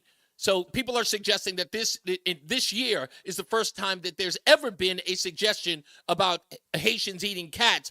And I have evidence that this was a conversation about the folklore or the routine on which the culture, right? The routine of that culture doing it and when they do it. So again, if you've never heard it before and the only thing you heard is that it isn't true and you don't even do the research to find out is there any validity to it, of course you're going to call it dangerous. But my question was, if it's dangerous, tell me how. Don't just call it that. Well, so now 20,000 Haitians are victims of character assassination. and that was the point of my opening monologue. It's like if that's dangerous, if that is dangerous, when is everything that people say that's controversial? When is it going to be dangerous? And it isn't. It isn't dangerous. You're allowed to believe what you want to believe. Calling it dangerous is not because you care about me. It's because you don't want me to say it. It's just a shutdown. Yeah, that's all it is. Thank you, sir. Let's go to Patrick. Bye-bye. Patrick's in Middletown as well. How are you, Patrick? Okay. My life and the sacrifice that I made. Hello? Yeah, I got you, sir. Go ahead. Did you ask for Patrick in Middletown? Yes, I did. You're on the air, sir. Patrick, I got you. Once again, I was in a rant to myself. Because, anyway, you and I'm not an idiot, man. I'm not an idiot. Okay. I need to talk to you off the air. Okay. Because I got my Cash App card. Oh, you do? Okay. You got everything. For you and I in private. Okay, you got it. We'll talk. Okay? We'll talk in private. Did you send me a message? Because I've been a lot of troubles in the last few days of my life here. Okay. Well, I'm popping up my. About that up here. You got it. I wanted to make a point. You were talking a couple days ago about the people that were displaced by a fire. I believe it was in Hartford. Correct me if I'm wrong. Okay? I'm listening. Go ahead. Now, I have years of experience with the Berlin Turnpike, okay? Yes. And those Indian-run motels that are disgusting. Okay. So you said these people were displaced by a fire. Oh, no, that wasn't me. That definitely wasn't me. No, well, there was a fire here in Connecticut. Oh, no, I know, but I wasn't the one who was talking about the people who were displaced by it. That wasn't this show. That may have been Tom. It may have been Tom, yes. All right. But anyway, I was preoccupied with other things and VA medical appointments. Anyway, my point is when people lose everything in a fire, they have no home and they probably lost all of most of their belongings. And there's the state of Connecticut stepping up to the plate going, we're going to get you a place to stay temporarily till they find them other housing. And they put them in rat holes with mold, bed bugs. Wow. I've lived it. I've lived it, Reese. I've lived the mold, the bed bugs, the urine-soaked mattresses, mini fridge, no microwave. That's rough. That's just wrong. Yeah, of course. Illegals get the red carpet rolled out for them. Why don't citizens of Connecticut, there's tons of hotels in Hartford, Glastonbury, Wethersfield, Rocky Hill, nice places. You know Put them up in someplace nice because they're going through this trauma. And to put them in rat holes on the Berlin Turnpike only adds to that trauma. You know, you're not doing anybody any favors. When I first started here, we had talked about an article in the Hartford Courant. And let me check the time here before. Okay, well, I got to take a break. But I'll talk about that in the other end. It's a great point that you're bringing up, because when I first got on the air, we talked about a guy, Calvin, who's 61, sleeping on the stairs in an apartment building. And we got him help. The Hartford police actually found him and got him to a place to stay, which was interesting that now you see exactly what it is that Patrick's talking about. Let's get to the BPS Traffic Center with Mark Christopher. Hey, Mark. Reese, thank you very much. Good afternoon to you, and good afternoon to everyone. This traffic report being brought to you by Joe the Plumber. For fast, friendly, and reliable plumbing services, visit calljoetheplumber.com. And if you're heading toward Hartford right now and you're on the southbound side of I-91, look for slow traffic now from 34 down to 32 A and B, and again 27 to 28. And sluggish traffic from 25 S&N and Weathersfield down to exit 22 in Cromwell. Northbound 91's a little tight. 21 up to exit 22 in the Route 9 interchange in Cromwell. After that, a good ride Hartford up into Windsor. Now, if you are traveling on the westbound side of I-84, look for delays in East Hartford approaching the Bulkley Bridge to 47 Sigourney Street. Again, a little slow between exit 43 and 41 South Main Street. 84 eastbound, you got delays half mile before 46 Sisson Avenue into the tunnel. East of the river, a little loss of speed between 58 and 59. As you head out toward the 384 interchange. 2 eastbound running well, Glastonbury to Marlboro. 9 northbound slowing Harbor Park to the Aragoni Bridge. 84 eastbound Waterbury tight by 18. 84 eastbound slowing again 26 to 27. Westbound 84, you've got slow traffic approaching 26 in Cheshire up to the Mixmaster in Waterbury. 84 eastbound Danbury tight 3 to 5. Again, 84 eastbound slowing from 9 in Newtown to 11. And southbound side of the Parkway, you've got slow traffic now from exit 61 down into the West Rock Tunnel. Northbound Parkway slowing approaching 59 into the tunnel. Heavy in New Haven, 95 southbound delays from 51 down to 44 in New Haven. 91 southbound delays 7 down in toward the 95 interchange. Traffic and weather together on the 8's WTIC News Talk 1080. At Joe the Plumber, we stand behind all our residential work, except maybe toilets. I mean, we do great work on toilets, but toilets are right up against the wall, so they're kind of hard to stand behind, you know? Visit us at calljoetheplumber.com. WTIC weather. For the rest of today, well, we'll have periods of rain and a thunderstorm, some heavy late this afternoon, and gusty winds can accompany any downpour, the high of 71. Then tonight, we'll have a couple of soaking evening showers. Otherwise, it'll be rather cloudy and mild overnight, the low down to 62. Now for Friday, a pleasant day to round out the week with a blend of sun and clouds, the high of 77 with a light breeze out of the west. Saturday looking good too, partly sunny, very pleasant, though a little cooler, the high of 72. I'm meteorologist Jason Caterina in the WTIC Weather Center. And now, a WTIC news update. It's 4:30. Good afternoon. I'm John Silva. Serious charges against the mayor of New York City. Democrat Eric Adams faces charges. He took illegal campaign contributions and colluded with foreign actors. He says he is innocent. Fast-moving Hurricane Helene advancing across the Gulf of Mexico. Now a Category 3 storm. A catastrophic storm surge in northwestern parts of Florida, as well as damaging wind, rains, and flash floods expected. 3 people, a woman and 2 children, remain hospitalized in Bridgeport. This as Abdul Rahim Suleiman was in court today, facing attempted murder and other charges in that violent assault on Wednesday. Ukrainian President Volodymyr Zelensky returned to Washington as U.S. support for his country's fight against Russia faces a reckoning in this year's presidential election. He met separately with President Biden and Vice President Harris, Biden announcing billions of dollars more in military assistance. Durham Fair kicks off today, Connecticut's largest agricultural fair, back for the 104th edition, with livestock displays, fair food, rides, and crafts. All information is at durhamfair.com. On Wall Street, the Dow finished up 260 points today. The Nasdaq gained 108, and the S&P was up 23. Red Sox idle. They open the final series of the season tomorrow in St. Pete against the Rays. The Yankees try to clinch the American League East title at the stadium tonight against Baltimore. Now, the Mets series with Atlanta, these last 2 games, yesterday and today, postponed because of the hurricane, so they'll play a twin bill on Monday to perhaps decide who goes to the playoffs and who stays home. NFL Thursday Night Football tonight. It's Dallas at the Giants at MetLife Stadium. For these stories and more, go to WTIC.com.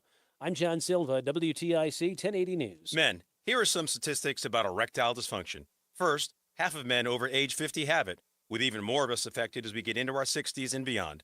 ED can also impact younger men, even in their 30s, which makes it one of the most pervasive conditions in medicine.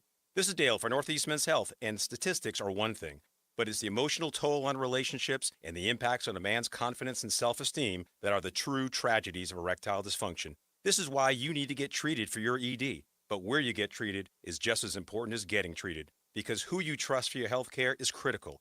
At Northeast Men's Health, men's sexual health is our focus. Our providers are experts in treating ED, and we offer the complete range of treatment options with protocols that are effective in well over 90% of cases, which means you can get your sex life back. So call us. Your first visit is just $99 and includes blood work, a medical consult, and if medically advised, a test dose. And if that test dose doesn't work in the office, your visit is free. Call 800-930-5956 or go to northeastmenshealth.com. When was the last time you watched your home movies? Disaster strike. 1 minute. Every year, American families lose the one thing they'd run back into a burning building for, their family's memories. Hi, I'm Nick. And I'm Adam. We started Legacy Box to help save your family's most important recorded moments so you don't have to worry. Load Legacy Box with your old movies, film reels, and shoeboxes of photos. We work our digitizing magic, converting those memories right to the cloud so they're safe and accessible forever. It's fast. We always send your originals back, and it's done right here in the USA. Over 1 million families have trusted Legacy Box. Better Homes and Garden, Real Simple, and Inc. magazine are all talking about Legacy Box. New York Times columnist David Pogue says, have them digitized. I wish I'd done it sooner. Take action. Save your family's memories today. And 10 coming right in. Go to legacybox.com/value to get an incredible 50% off your Legacy Box. That's legacybox.com/value for 50% off while supplies last. legacybox.com/value. This is Reese on the Radio, filling in for Todd Feinberg on WTIC News Talk 1080. I have to admit, I failed you folks today because I did not put up the stupidest thing that I read today, unfortunately, because I got caught up in the Eric Adams ordeal today, trying to watch the press conferences and gathering information. Who out there was waiting for Eric Adams to be associated with the Diddy trial? Like, who was? I know that my wife was like, oh, do you think that there might be Diddy stuff related? I'm like, I don't know. I don't think so. But I know a lot of people were interested in that. So to make it up tomorrow, because it's Friday, I will have 2 posted tomorrow, because more than likely there will be something stupid that I will read tomorrow. Also, we've got the 5 o'clock focus coming up, and of course that has to do with Kamala Harris. I'll explain that in a little while as well, and of course we'll take your phone calls. Don't forget, ReeseOnTheRadio.com, ReeseOnTheRadio.com. This weekend, the program is on Sunday, and I think it airs in the afternoon. I don't think there's a night game, so I should be on at 5 p.m. on the Sunday show. You should get that. And don't forget also that tomorrow is the airing of grievances, which I'm very, very happy that was started here. I will have plenty of grievances to air as well on the show, so we can definitely have a sort of good time with that. There was an audio bit that I had. Is it here? This is, was it this one? No, it's not that one. I'm sorry. I played that one already, and I can't get it. Oh, Eric Adams. Let me just play this. Eric Adams has more problems in the city than he could shake a stick at, aside from the fact that he's been indicted. But people are already calling for him to resign. Here's one very frustrated New Yorker talking about this. And you may have seen this video, but it's gone viral. You may have heard it even. But listen to this. And he's right. 466 days in the city of Manhattan, just that borough, something really bad is happening. 100 murders in 466 days in office. Never before on both sides, Republican, Democrat, have you ever had 100 murders in Manhattan in 466 days. On day one, Alvin Brown says he was not going to prosecute felonies. They give you all their fake statistics. Well, if you don't arrest nobody, You don't have no statistics. You don't arrest nobody. You don't have no statistics. I love this guy's outrage, but it's fair. It is fair. And everyone is calling for Eric Adams to resign. But, folks, New York has much more to fear because the guy that they want replacing him calls himself openly a Democrat socialist. He is an Occupy Wall Street supporter. Oh, baby. And he wants to destroy New York at its core. He is anti-establishment. And when I say anti-capitalism, he is anti-rich. He loves Alexandria Ocasio-Cortez. This may be the worst thing that happened in New York City, and I'm glad I'm nowhere near it. Let's get to the BPS Traffic Center with Mark Christopher. Mark, if you could tell anybody driving to New York, tell them to turn around and come back to Bristol. Come back to Bristol, everybody. You're heading 84 west. You're getting over to 684. Just turn your four wheels around and come back to Bristol, Connecticut, USA. Well, if you're heading into Hartford right now, overall we're doing okay. The rain is definitely slowing things down, though, so definitely slow the speedometer down a little bit this afternoon. Southbound 91 delays 33 down to 32 again, down by exit 28, and then you got some sluggish traffic from 25 S&N in Wethersfield all the way down to exit 21 in Cromwell, just sluggish and stop and go, so a long, heavy line of traffic. Northbound 91 slows 21 to 22 in Cromwell. After that, good ride up into Windsor. Westbound 84 slowing, approaching the Bulkley Bridge to 47 Sigourney Street. 84 eastbound delays kick in 44 Prospect Oakwood into the tunnel. 291 eastbound slowing from I-91 over to the Bissell Bridge. If you're heading 2 eastbound, you're okay Glastonbury to Marlboro. 9 northbound slowing Harbor Park up to the Aragoni Bridge. 84 westbound in Waterbury, you've got delays from approaching 26 into the Mixmaster. 84 eastbound slowing by 18. 84 eastbound in Danbury, you've got delays 3 to 5. And again, 84 eastbound slowing 9 up to exit 11 in Newtown. Southbound on the Parkway, delays from 62 down into the West Rock Tunnel. Northbound Parkway slowing 59 into the tunnel. 95 South New Haven tight Q Bridge to 44. And 91 southbound delays 7 down in toward the 95 interchange. Traffic and weather together on the 8th WTIC News Talk 1080. WTIC. How much of the heavier rain is to the east of Hartford right now? There is a little bit of moderate rainfall down by Madison and New London, and also a bit of a light line anywhere from, say, Enfield down to just south in a line southwestward down toward Torrington, just south of Torrington. So still a little bit of shower activity out there. We could have a little bit of heavy rain in spots, maybe even a couple of rumbles of thunder. And gusty winds can accompany any downpours. Some soaking evening showers, otherwise mostly cloudy overnight. Mild with the low down to 62 for Friday and right through the weekend. Beautiful weather for us once we get this rain out of here. Pleasant day Friday, blend of sun and clouds, the high 77. Saturday, partly sunny, beautiful day, the high 72. Feeling a bit like fall, as it is fall on Sunday with nice day, a mix of sun and clouds, the high of 70. Pleasant to kick off the week Monday with clouds and sun, the high of 72. Currently, it is 66 in Waterbury. It's 72 in Granby. It is 66 in New London, and it's 72 in Hartford. I'm meteorologist Jason Caterina in the WTIC Weather Center. Don't just live with foot pain. Find the Good Feet store nearest you at goodfeet.com. Atlas Roofing Shingles with Scotchgard Protector. Protect your home and avoid those dark stains on your roof caused by algae. Available now at Peter L. Please visit peterlbrown.com.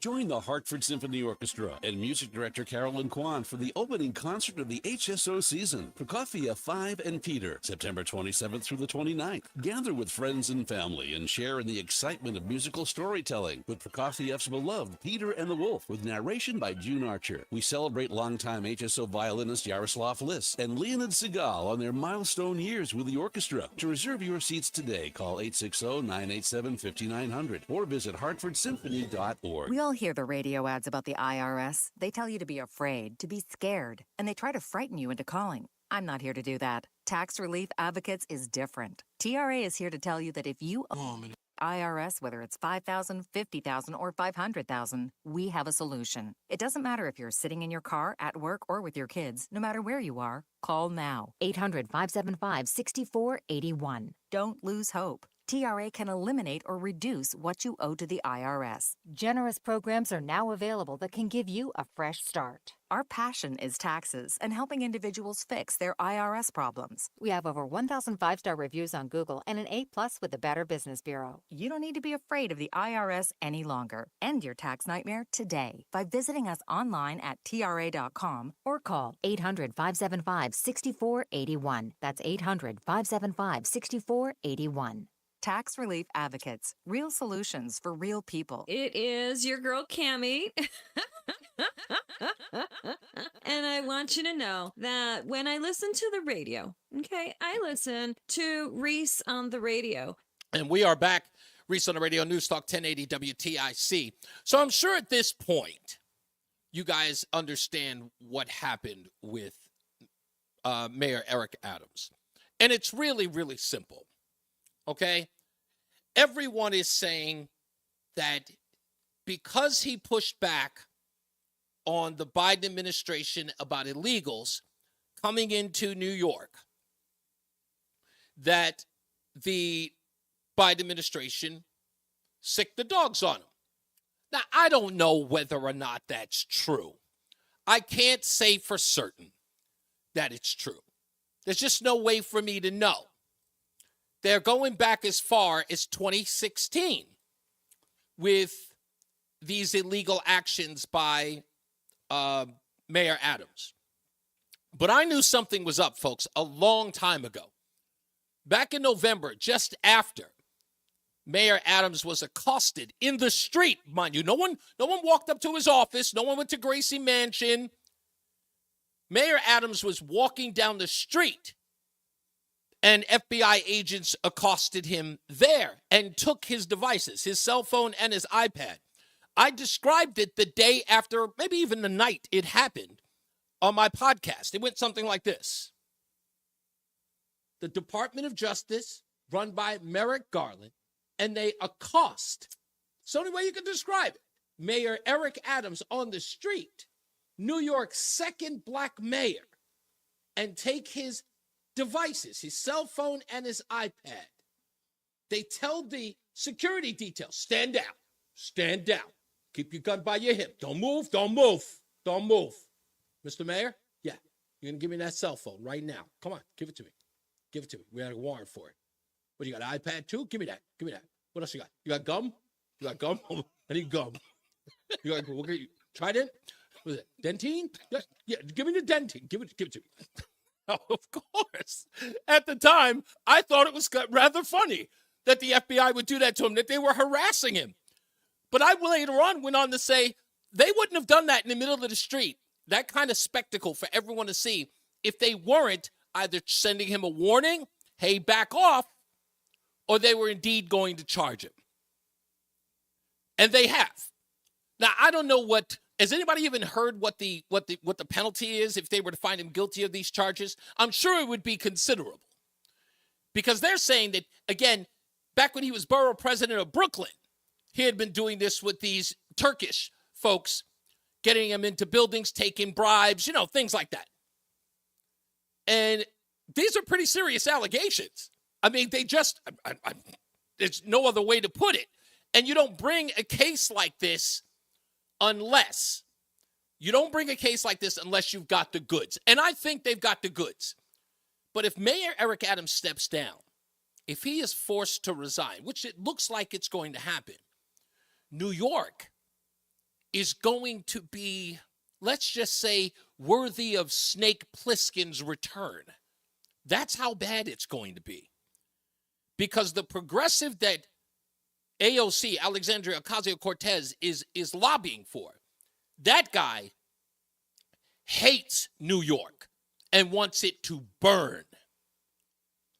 The opulence, the business, the capitalism that flourishes through New York City, this will very well be its end.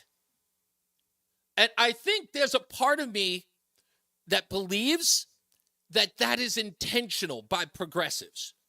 If you killed a city that could only be described as the biggest captain of industry, or at least the I would say, the capital of industry, which is New York. That's where people go to earn their wealth. That's where you make your bones.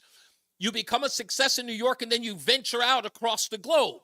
Many people who are from New York, they just earn their riches, and then they move to the 3 regions around it. They either move to Long Island, to Westchester County, or to New Jersey.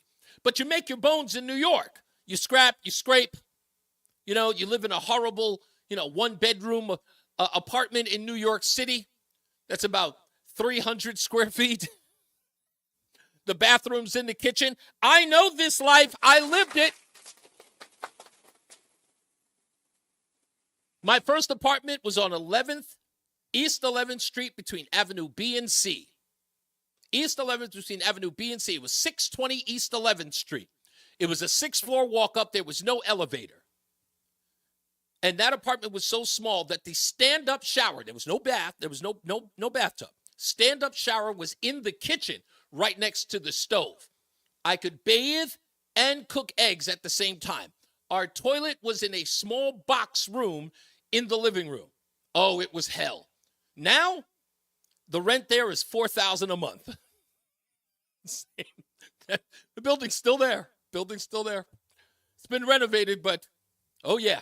I think that maybe 500 square feet, that whole apartment. Oh, it was so small. Back to the phones we go. 860-522-WTIC. Dave's in Brantford. How are you, Dave? Hey, Reese, how are you? I'm all right, This sir. is kind of a gripe about something that's really ticked me off. Today's New Haven Register on the opinion page, Chris Murphy and Representative Jason Rojas wrote an editorial called "The Housing Crisis is Holding Back Connecticut." Okay. Why is that? What do they mean by the housing crisis is holding back Connecticut from what? Well, here's the big caps. Connecticut ranks 49th in the nation in building new housing construction. Okay. And the slow pace of construction combined with high interest rates means it's harder than ever for a young family to buy a house. So here's my point. This guy, and let's face it, all your callers, almost none of them call up and give hosannas to Murphy. Everyone seems to hate him, and yet he's going to win in a cakewalk. And so my point is, in this bluest of blue state, Rojas and Murphy have listed about a dozen different federal and state programs, which I'll try to go quick: a time to own, House Investment Partnership, National Housing Trust Fund, House Bill 5474, Public Act 23207, Yes in My Backyard, the RAP program, the Voucher Assistance to Landlords program. You know what? None of them work. Why are we going backwards? In this bluest of blue states, his solution is an application of even more of these ridiculous programs that make it even worse. But we don't even. How are we having a housing crisis in a state that isn't getting more citizens? Like the amount of citizens coming to the state are not growing, at least not in the rate that we feel is like we're short on housing. It doesn't even. I think a lot of the problem is the only housing that counts is what they call affordable housing. Right, but exactly. It's becoming unaffordable for everyone. Yeah. I mean, I'm not going to. My electric bill, I had a 2-month back-to-back electric bill was, I think, $1,318 back coming out of the winter. And so everybody's having trouble, even holding on to what they've already got. And a lot of the programs he's suggesting is relief to, single parents. That we're talking about housing for young people, housing for felons, housing for seniors. Well, you know what? More housing is good for everyone. You can't keep looking at, we're going to help this group and that group. And all you get is a hodgepodge of laws, so complicated. And I might suggest that those moratoriums, don't pay your mortgage, don't pay your rent. Don't worry about getting evicted because we'll outlaw people being evicted. That's why there's no housing. No landlord in their right mind wants to go forward in that kind of environment. And so you had, was it Matt Corey? Yeah. Was on last week. I appreciate that you're giving an alternative for insane Senator Murphy. Yeah. Unfortunately, and he's looking, gonna win in he doesn't look fantastic, but you know what? I'm not gonna fall into the polling data, which I'll get into in the next hour because it's very important to. Anyway, I'll just save a clip for the 5 o'clock focus. But I take your point about Matt Corey. he's got my vote. Mr. Murphy has nothing to offer that will improve the situation in our bluer than blue state. Indeed. Thanks for letting me get My that off pleasure, my Dave. chest. Bye. No problem. Ryan's in Farmington. How are you doing, Ryan? He just dropped Oh, darn it. Okay, fine. Bob's in Middlefield. How are you, Bob? Pretty good, Reese. How you doing? I'm all right, sir. Listen, hey, I completely forgot about Wacky Wednesday. I just want to make my offering of what the moon is actually. Whack Job Wednesday. You didn't. Okay, so Whack Job Wednesday, you didn't get to chime in. That's okay. What did you want to chime in with? Okay, about the moon. Okay. And what the origins of the moon are. And conspiracy theorists believe it's an old Anunnaki warship.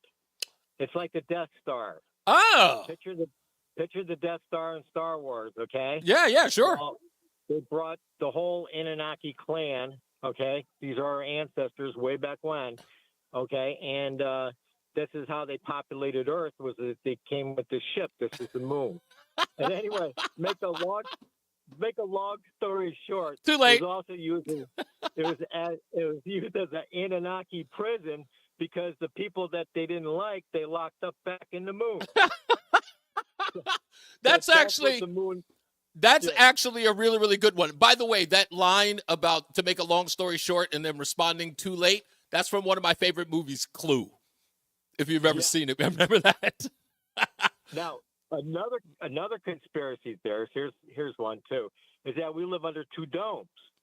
Okay. We live under a dome that the Anunnaki built, and of course we live under the dome that God built. It's called the firmament. It's in Book of Genesis. Okay. So we live under two domes. And my last conspiracy theorist is, and this is going to be a good one, we live actually in the old world and not the new world. When Columbus discovered the new world, it was actually the old world, and the indigenous people were already here, but also, people called Cairo, Missouri or Cairo. Yeah, all that sort of thing, New Jerusalem or Jerusalem. Right. Well, this supposedly, the conspiracy theorists believe this is actually the old world. I got you. We have Egypt down where Texas is or where Louisiana is. Okay. And also, and to top everything off, is that they found pyramids, huge pyramids in the Grand Canyon, and the government has warded it off so that we can't go see these old relics. Those are all good. You should have saved them for next week because I do it again, but I appreciate it nonetheless. It's okay. That's all right. Much appreciated, man.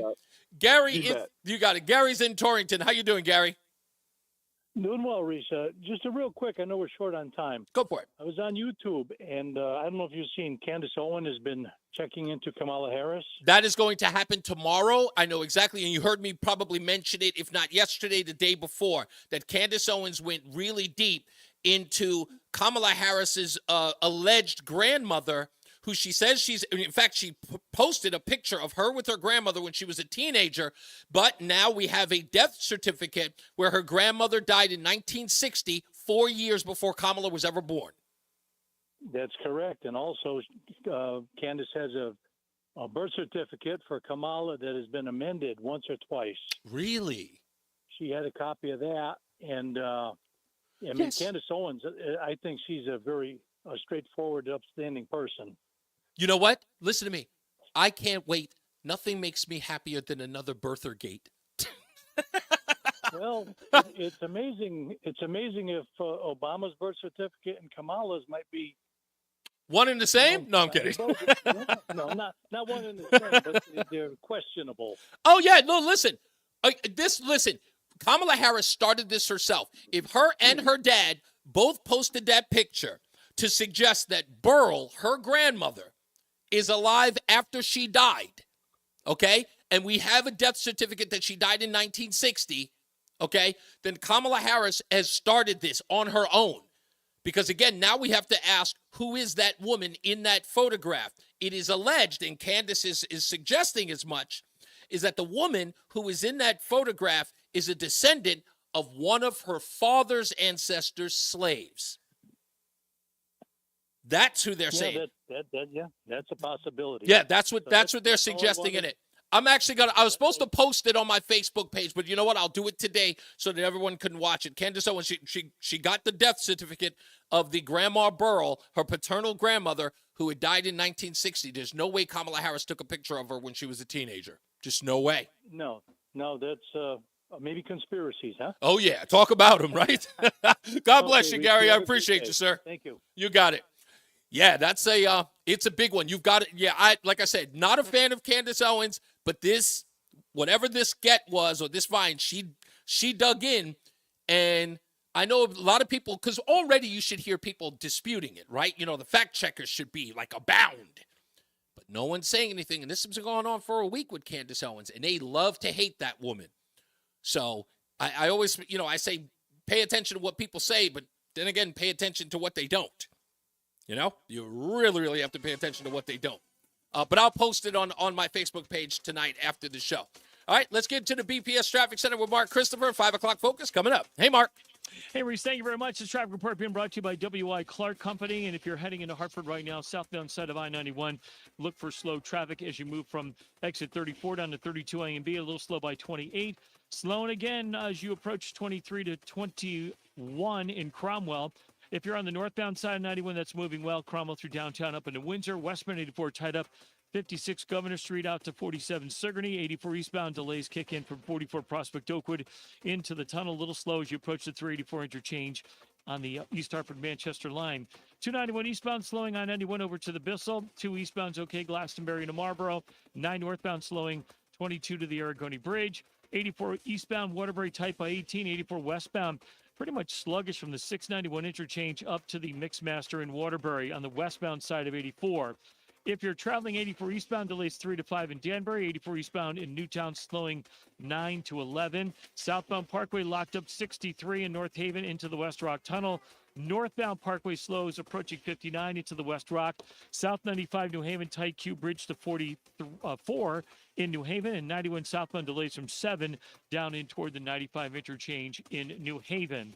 Traffic and weather together on the 8's WTIC News Talk 1080.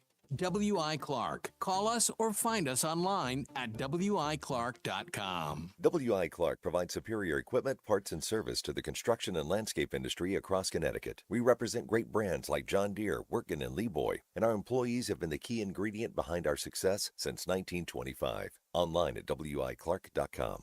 There's a lot happening in Washington and in your local neighborhood. Follow WTIC News Talk 1080 on the Odyssey app to keep up with the latest. WTIC weather. For the rest of the afternoon, we'll have periods of rain and a thunderstorm. Some will be heavy late this afternoon, and gusty winds can accompany any downpour, the high of 71. Then tonight, well, still a couple of soaking evening showers, otherwise rather cloudy and mild overnight with the low down to 62. Pleasant day for Friday to round out the week, though, with a blend of sun and clouds, the high of 77. Then Saturday, partly sunny, another pleasant day, not quite as warm, a high of 72. I'm meteorologist Jason Caterina in the WTIC Weather Center. WTIC is 99 and throwing a year-long celebration to 100 years on the air. Be right back. WTIC and WTIC FM HD2 Hartford. Always live on the free Odyssey app. 5 o'clock, Hartford temperature 70 degrees. Good afternoon. I'm John Silva, WTIC 1080 News. Helene is now a Category 3 hurricane as it nears Florida. Correspondent Wendy Gillette with more on the warnings before it makes landfall. Forecasters are sounding the alarm for Hurricane Helene. We're seeing hurricane force winds over a radius of more than 250 miles, so 500 miles across. But NOAA Administrator Richard Spinrad says an even larger concern is Helene's possible storm surge. There's a lot of water associated with the storm. We're going to see tens of feet of storm surge. It could be unsurvivable in some areas. There are declared emergencies in Florida, Georgia, the Carolinas, and Virginia. Wendy Gillette, CBS News. Man was in court today on charges of attempted murder from that violent assault in Bridgeport on Wednesday. 33-year-old Abdul Rahim Suleiman faces those charges. Police were called to an apartment at 2485 Main Street around 10 yesterday. That's where they say they found the suspect walking around outside the premises. In addition to the attempted murder charge, he is charged with risk of injury and criminal possession of a firearm. A mother and her 2 children were violently attacked and remain hospitalized. Police say the incident is being treated as a domestic assault and that the victims all knew their attacker.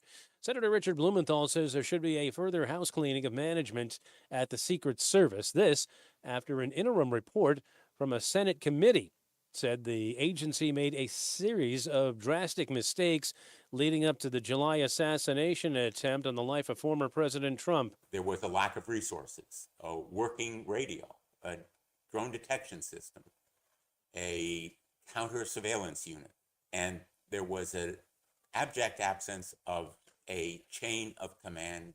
Nobody was in charge. Speaking in Hartford today, Blumenthal said that led to finger pointing. Team members interviewed by the committee did not agree on who excluded the building the shooter climbed from the event's security perimeter.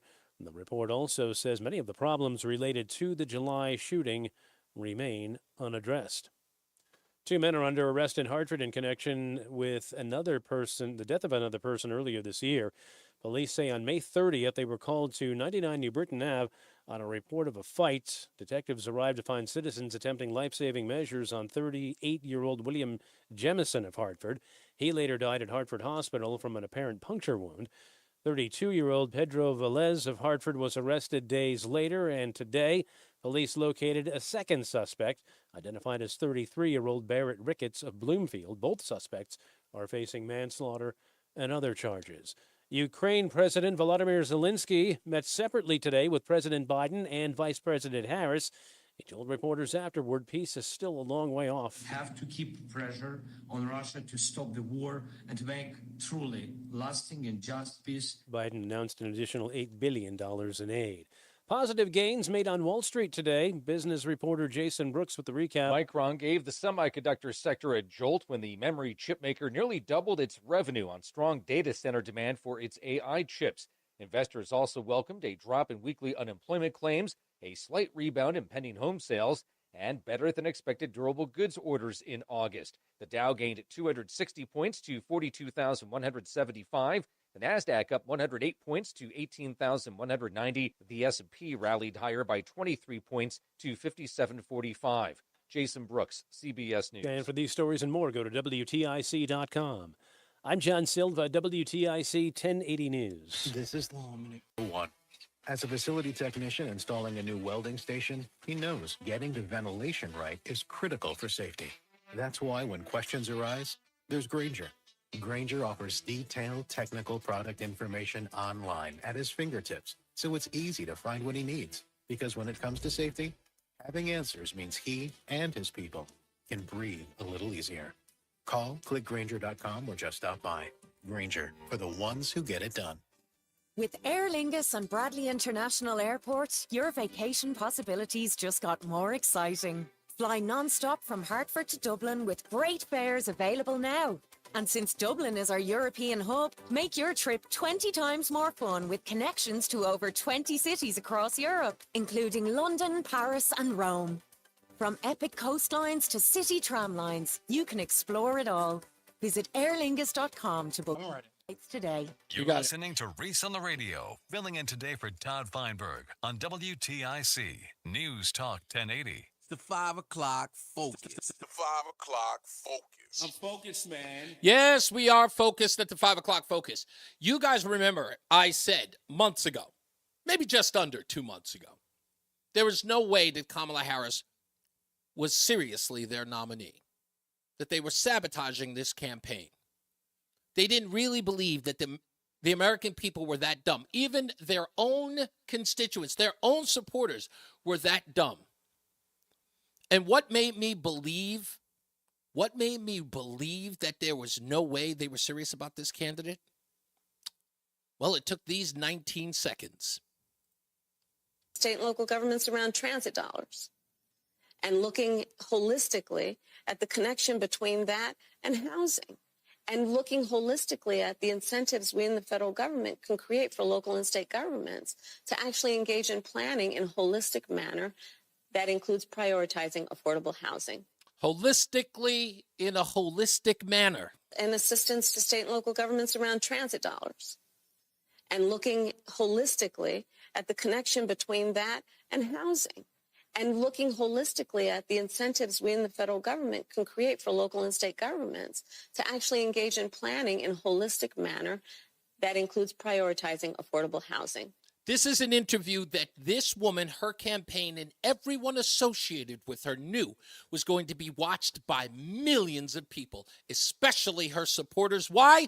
Because her supporters have been running around the country convincing the rest of us that this woman is legitimately a genius. But she's not. She went into friendly territory to talk to Mercedes Rule, that's the actress, Stephanie Rule from MSNBC, an economics reporter, and gave up that dribble. And assistance to state and local governments around transit dollars, and looking holistically at the connection between that and housing, and looking holistically at the incentives we in the federal government can create for local and state governments to actually engage in planning in a holistic manner. Do you believe me now? Give me a call, the 5 o'clock focus. Do you believe me now? They've never intended for this woman to win. Let's get to the BPS Traffic Center with Mark Christopher. Hey, Mark. Holistically. Thank you very much. This is going to be a holistic traffic report. I'm not even sure. If you're coming into Hartford right now on the southbound side of I-91, you're going to see delays in Hartford. This traffic report being brought to you by Whittlesey. Delays 33 down to 32 A and B. More slow traffic as you move between exit 23 and 22 in Rocky Hill, and another bump. Rama says she put the hoe in holistic. And 21. Now on the northbound side of 91, that moves well. Cromwell through downtown up into Windsor. Westbound 84 is head of 56 Governor Street out to 47 Sigourney Street. 84 eastbound locked up 44 Prospect Oakwood up to 48 Capitol Avenue, losing some speed again. 84 eastbound out by exit 59. 291 eastbound slowing from I-91 over to the Bissell Bridge. If you are traveling 2 eastbound, that moves well Glastonbury to Marlboro. 9 northbound slowing Harbor Park to the Aragoni Bridge. If you are traveling on the westbound side of 84, delays approaching 26 in Cheshire into the Mixmaster. 84 eastbound a little slow by 18. 84 eastbound Danbury slowing 3 to 5. 84 eastbound again tight in Newtown 9 to 11. Southbound Parkway delays 63 into the West Rock Tunnel. Northbound side of the Parkway tied up from exit 58 up into the West Rock Tunnel. South 95 slows in downtown New Haven from the Q Bridge down to 44. 91 southbound delays 6 in toward the 95 interchange. Whittlesey wants your business to succeed. Whittlesey is more than an accounting firm. They're advocates for your business, delivering a robust set of solutions, including audit, tax, technology, cybersecurity, and advisory services. Learn more at wadvising.com. Traffic and weather together on the 8th WTIC News Talk 1080. WTIC weather. On the radar, a little bit of light shower activity making its way into Hartford right now as we head through the evening. Still could be a couple of soaking showers. Otherwise, it'll be rather cloudy and mild overnight with the low down to 61. Then beautiful weather right into and through the weekend for Friday. Pleasant with a blend of sun and clouds, the high of 76. Partly sunny, another beautiful day Saturday, a high 75. Sunday, nice with a mix of sun and clouds. A little cooler, though, the high down to 70. Monday, a pleasant start to the week with a mix of clouds and sun, the high 72. And then periods of rain Tuesday, the high of 69. Right now, it's 68 in Mansfield, 73 in New Haven, and 72 in Hartford. I'm meteorologist Jason Caterina in the WTIC Weather Center. Now, your ideas don't have to wait. Dell Technologies and Intel are pushing what technology can do, so great ideas can happen right now. Bring your ideas to life at Dell.com. Welcome to now. Attention! If you owe money to the IRS, this is an urgent message. The IRS is cracking down by sending out heart-stopping letters, aggressively garnishing paychecks, seizing bank accounts, and putting liens on homes and businesses. They call it enforced compliance, and you better watch out because penalties and interest on unpaid taxes compound daily, making it seem impossible to ever get out of debt. Don't let the tax debt destroy your life. You need to call Optima Tax Relief, the #1 tax resolution firm. They're experts in the Fresh Start Initiative, one of the biggest breaks that the IRS has ever offered. If you qualify, you could save thousands. Optima's resolved over $1 billion of tax debt for their clients. A+ rated with the Better Business Bureau, they'll fight to get you the best deal possible. Call Optima now for a free consultation. Call 800 800-354-2840. 800-354-2840. 800-354-2840. Some restrictions apply. For complete details, please visit OptimaTaxRelief.com. When was the last time your home movies? Disasters strike unexpectedly. Every year, American families lose the one thing they'd run back into a burning building for, their family's memories. Hi, I'm Nick. And I'm Adam. We started Legacy Box to help save your family's most important recorded moments so you don't have to worry. Load Legacy Box with your old movies, film reels, and shoeboxes of photos. We work our digitizing magic, converting those memories right to the cloud so they're safe and accessible forever. It's fast, we always send your originals back, and it's done right here in the USA. Over 1 million families have trusted Legacy Box. Better Homes and Garden, Real Simple, and Inc. magazine are all talking about Legacy Box. New York Times columnist David Pogue says, have them digitized. I wish I'd done it sooner. Take action. Save your family's memories today with Legacy Box. Go to legacybox.com/value. Right after the drop. 50% off your Legacy Box. Putting in new callers. /value for 50% off while supplies last. Legacybox.com/value. It's the 5 o'clock focus. It's the 5 o'clock focus. I'm focused, man. Reese on the radio. We're back to 5 o'clock focus on NewsTalk 1080 WTIC. 860-522-9842 is the number. This is how it all began. Stephanie Ruhle on Real Time with Bill Maher is defending Kamala Harris. She doesn't really have a very good command of what she wants to do as president. It's not too much to ask Kamala, say, are you for a Palestinian state if Hamas is going to run that state? Okay. Yes or no? And let's say you don't like her answer. Are you going to vote for Donald Trump? No, I'm not. Kamala I just said I'm not going to vote Harris is not for her. running for perfect. She's running against Trump. We have two choices. And so there are some things you might not know her answer to. And in 2024, unlike 2016 for a lot of the American people, we know exactly what Trump will do, who he is, and the kind of threat he is to democracy. So there you go. Stephanie Ruhle, MSNBC reporter, has her own show, business reporter, making it very clear, the line in the sand, we must elect Kamala Harris. So the Kamala Harris campaign has said, there she is. That's who we're doing our next interview with. Call her up. She'll rush at the chance. And sure enough, she did.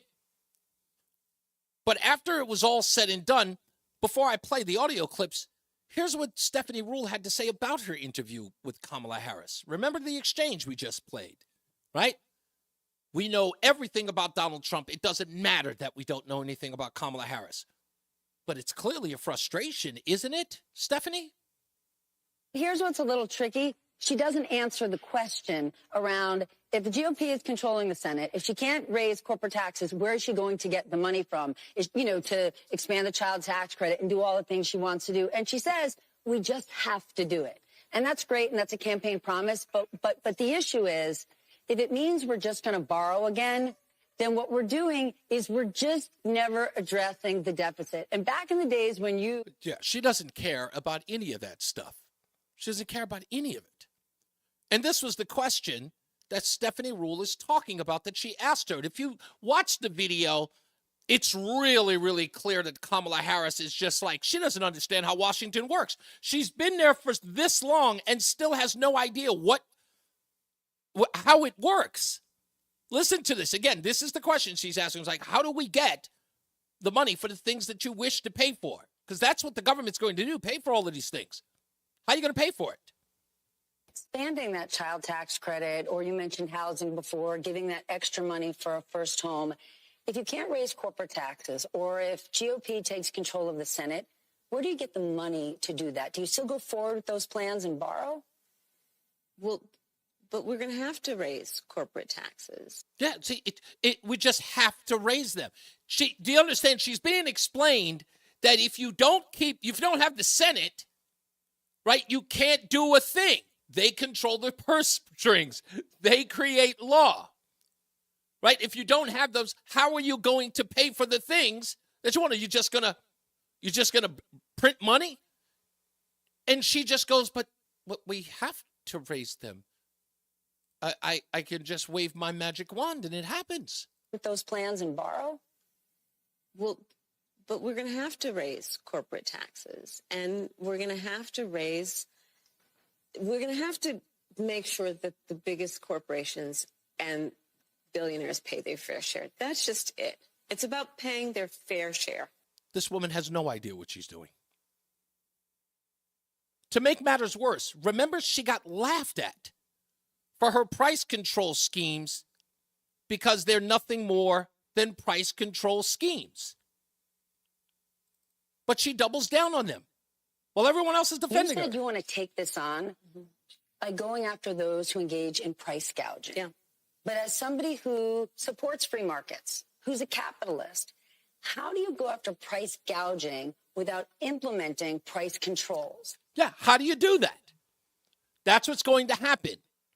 But again, to show exactly how inept and how ridiculous this woman is, unserious, she says this. Because once we get in this zone, people start to get worried and they say, I don't know what she stands for. So just to be very frank, I am never going to apologize for going after companies and corporations that take advantage of the desperation of the American people. And as Attorney General, I saw this happen. In the midst of an emergency, whether it be an extreme weather event or even the pandemic, we saw it, where those few companies, not the majority, not most, but those few companies that would take advantage of the desperation of people and jack up prices. Yeah. So she's saying to you that she is only going to price control the companies that are engaging in price gouging, not in industries, which again is how government works. She's saying she's going to cherry pick who she's going to punish if they engage in price gouging. Does anybody believe that to be true? Do you believe that the bureaucracy is going to be that pinpoint accurate? Kamala Harris, for that matter. Okay? I wouldn't trust this woman to separate her peas from her mashed potatoes. Okay? I'm going to go after them. Yes, I'm going to go after them. And that is part of a much more comprehensive plan on what we can do to bring down the cost of living, including housing, including the everyday needs of the American people. So in essence, she went right back to going from being cherry picking to full-scale attack on the entire industry. You see how that works? You're sitting up here telling me that anybody in her party, her campaign is taking her seriously? Come on, folks. 860-522-WTIC. Kim's in North Connecticut. Hi, Kim. Hey, Reese. Thank you for letting me on. It's been a while, Kim. Yes, it's been a while. I sometimes take several months to acquire more knowledge and then I hear that. Get it out. Okay, so we're all hearing what the media wants us to hear, and somehow we fall prey to all the silliness of this is your enemy, this is your enemy. You know, like, what was it, 1984, 10 minutes of hate? 10 years of hate of Trump, by the way. But here's what I say. Okay, so there's enemies. We have enemies. I have an order of enemies, and number one enemy is the globalists who control the media, who tell you who to hate, and falsely tell you what's going on. And then, of course, we may have China and all the rest and everyone else in the world, right? So what's the goals of these of the globalists, the most evil? The goals are to get rid of Trump and to take down resource-rich countries that don't go along with their global plans. Right. And I would say Iran is one of them, and so they're manufacturing consent for that. They're manufacturing consent. And if I was writing this script, I would say, here's what's going to happen. We're going to blame the Iranians ahead of time so we condition everybody to believe that. Right. We're then going to have Trump knocked off, maybe by an Iranian, maybe not by an Iranian, but we're going to blame the Iranian. Right. Oh, yeah, but manufacturing the enemy. Manufacturing consent to believe this BS. And here's another thing I want to say. And by the way, if you take down Iran, you take down a big supporter of Russia, which they also want to take their oil and gas and everything else that they have. So this is how they play. They get maximum use out of what they can do. So here's the thing. Now, you've been hearing all week, and I just watched C-SPAN today to hear about what the Trump first assassination attack by assassinator, Crooks, his name, right? Yeah. Lonely loser, I call him, right? So, of course, one Republican, and there's a lot of Republicans that are globalist operatives. Indeed. His name is Michael Waltz from Florida. Some. And he comes out, and I knew what he was going to say because I watched him for years. He worked for George Soros, okay? I knew what he was going to say. He's saying, you're planning for looking after Trump before this event. Did you take into account that the Iranians had an assassination group going after him? Right. And of course he said, no, we didn't know about it. Right? Yeah, but this was local police that was at this testimony today, right? Local, Yeah. state, and local, state, and everybody. I think the Secret Service might have been there, but No Secret Service. There was a former Secret Service agent that went as far back as Reagan. Right, they were telling you something. So here's my question to you: if Iran did all this, how did Iran get a lone loser, Crooks, in Pennsylvania to plan, plot, and implement an assassination attempt? Indeed. How did Iran get this guy, this lonely loser, to outsmart our premier security agency? Mm-hmm. And then when you go on, you start to say, how did Iran get the agency, the Secret Service, to perform so badly? Yeah. How did Iran get the locals? The locals had to remind the Secret Service that they didn't have communication, but they gave them communication devices, walkie-talkies, but the Secret Service never picked them up. That's right. So how did Iran get us to cooperate and do all of this? It's a great question. All of them fantastic questions, because, again, all it lends to is, while they're trying, of course, to sort of implant the idea that Iran is working to go after the president, their, let's just say, inability to protect the president on that day almost makes them sound like they were complicit, like they were involved. Right. And last question, you brought it up. I didn't even know about, what's her name, Andrea Mitchell. Right. I didn't know about her talking about Iran. Is it Iran pushing for Kamala Harris? Is that what it is? Yeah, that's what she said, yeah. So the idea of Andrea Mitchell, definite progressive communist or whatever you want to call them these days, to change the word meaning, she didn't want to put down Kamala Harris. Right. She wants you to get the idea that Iran is doing this and Iran is the evil one and Iran's doing everything. It's a slanted way of attacking the enemy and getting us to do this. 10 years of hate, or 10 minutes of hate from 1984. Yeah. Thank you, Kim. Much appreciated. It's a great analysis. Mark is in Windsor. How you doing, Mark? Hey, greetings to all the men and women listeners out there. A couple of things. I believe that many people from Congress have been attempting to leave a window open for bad actors to assassinate Trump. Yeah. And one example is the racist, prejudiced Bernie Thompson from Mississippi. He proposed a bill to remove Secret Service detail from former President Trump. Yes, he did. To me, the FBI and other federal investigators should be sitting him down and asking some very, very detailed questions and giving his life and finances a thorough examination. Jasmine Crockett as well. Yes. Also, with Adams, as soon as he started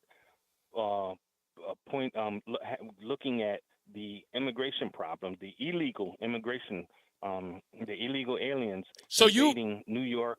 Mark, you're in a belief that Eric Adams was targeted because of his pushback on the administration as well. This has been the going theme today, by the way. Because if when you look at, and yes, he's a total target. Because, and you look at the timeline, they spend about a few months, less than a year, investigating and indicting Eric Adams for the exact same issues that Hunter Biden has been living. It's a good point. Most of his adult life. That is a great point. Hunter Biden, and Hunter Biden wasn't raided. He wasn't raided by the FBI, federal investigators, Homeland Security. This guy is given a pat on the back. In fact, he's protected. Hunter Biden is protected, and he and his father have sold, and the rest of the family have sold this country to China, Romania, Ukraine, when you look at the mines in the mines in the Congo that they helped the Chinese to purchase and other military materials that Hunter and Joe Biden helped China to purchase. I will say this, Mark. What gives this theory some credence? I will say this. Not that what Eric Adams did wasn't illegal. If indeed he allowed these people to move into the building and told the fire department to stand down and not do a safety check on the building, allowing the Turkish embassy or the Turkish president to have that building set up for him. If indeed he had done those things, if he had gotten these upgrades on flights to the tune of $100,000, I'm not going to lie. When I saw it was only $100,000 that he had sort of accumulated over the last, 2016 till 2021. So we're talking about a good 5 years. When I looked at that, I was saying, wow, that seems a little measly. It's nowhere near. Yeah, it wasn't anywhere near. Millions. Right, it wasn't anywhere close to what Menendez in Jersey was accused of and found guilty of. So it didn't even reach to that level. Millions. Yeah. That Hunter Biden has collected from the Chinese. Exactly. The Chinese alone is like, I think last counted is like close to $1 billion. I think look, I'll give it this. It does seem a little nickel and dime. It does. I mean, it's a crime nonetheless. But it almost seems like something the federal government wouldn't waste their time on unless there was a degree of retribution. I'm willing to accept that there's a degree that looks like that. Thank you, Mark. I appreciate you, sir. I got to go to the BPS Traffic Center with Mark Christopher. Sorry, man. Heartbreak. Hey, Mark. Hey, Reese, thank you very much. Well, if you're heading into Hartford right now, southbound side of 91 delays 33 down to 32 and being again down by exit 28 on the Hartford Weather Shield line. And more slow traffic down in Meriden, 19 to 17. If you're northbound 91, Hartford slowing 32 up to 33. 84 eastbound tied up 44 Prospect Oakwood up to 48 Capitol Avenue. East of the river, you're slowing again, 58 out to 59 in the 384 interchange. If you are traveling westbound, 84 delays East Hartford approaching the Bulkley Bridge out to 45. 2 eastbounds looking good, Glastonbury and East Hartford. Waterbury westbound 84 delays from the 691 interchange up to 26 in Cheshire. Again, slow traffic 23 in Waterbury to the Mixmaster. Eastbound side of 84 slowing 17 to 18 in Waterbury. If you are heading into Middletown right now, look at some slow traffic from the Harbor Park area up toward the Aragoni Bridge. Southbound Parkway, you're slowing now from 63 down to the West Rock Tunnel. Northbound Parkway slows 59 into the tunnel. Southbound 95 New Haven is slowing 48 down to exit 43 in West Haven, and 91 southbound delays 7 in toward the 95 interchange. Traffic and weather together on the 8th WTIC News Talk 1080. WTIC weather. Well, the rest of the afternoon, we'll have periods of rain and a thunderstorm. Some will be heavy late this afternoon, and gusty winds can accompany any downpour, the high of 71. Then tonight, well, still a couple of soaking evening showers, otherwise rather cloudy and mild overnight with the low down to 62. Pleasant day for Friday to round out the week, though, with a blend of sun and clouds, the high of 77. Then Saturday, partly sunny, another pleasant day, not quite as warm, a high of 72. I'm meteorologist Jason Caterina in the WTIC Weather Center. And now, a WTIC news update. 70 degrees at 5:30. I'm John Silva. Hurricane Helene barreling toward the Florida Gulf Coast. Forecasters say it threatens a catastrophic storm surge in parts of northwestern Florida, along with tornadoes, damaging winds, and flash floods. 3 people remain in the hospital following a violent assault that police in Bridgeport say was domestic in nature. The mother and her 2 children were badly injured on Wednesday, allegedly at the hands of her husband, 33-year-old Abdul Rahim Suleiman. He is charged with 3 counts of attempted murder. He was in court today, now being held on $10 million bond. State police charging a woman after they say she was driving the wrong way on Route 8 Wednesday. Under arrest is 60-year-old Tracy Forsisi. Police say she was driving south in the northbound lanes of Route 8 near exit 34, faces DUI and other offenses. Charges have been filed against a former Meriden dispatch trainee. They say 26-year-old Jonathan Miller allegedly accessed the information of an acquaintance on a city computer. Officials say Miller was a trainee from July of 2023 to July of this year. He's free on a written promise to appear. New York Mayor Eric Adams says he's not surprised by the federal corruption charges he faces and that he does not plan to resign. He told reporters today that he asks New Yorkers to wait to hear their defense before making any judgments. He's charged allegedly with taking illegal campaign contributions and bribes from foreign nationals. And Foo Fighters are pulling out of the Soundside Music Festival this weekend in Bridgeport. Post on the band's Facebook page says it won't be appearing. Earlier this month, frontman Dave Grohl announced he had fathered a child with a woman who was not his wife.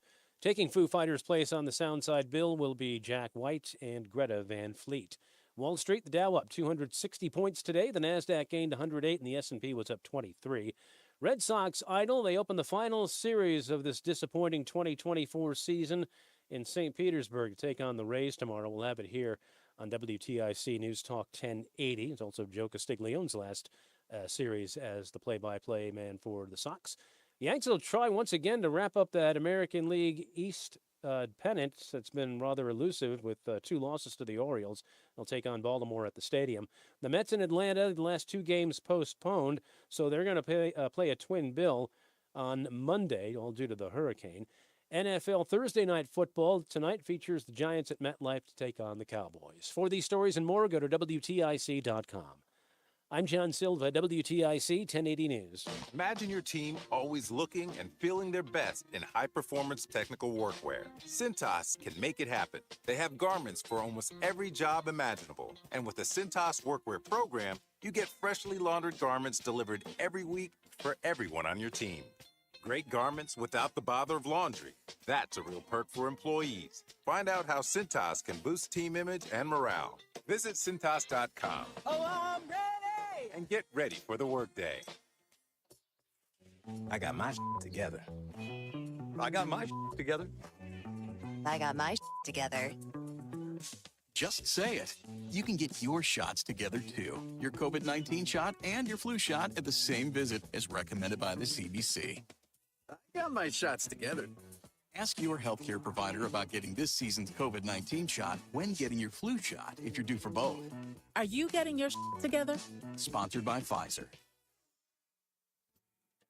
You're in hot water, mister. What'd I do? I told you months ago our utility bills were getting higher because of that old outdated tank water heater. Maybe it's time we finally switch to a Navien tankless.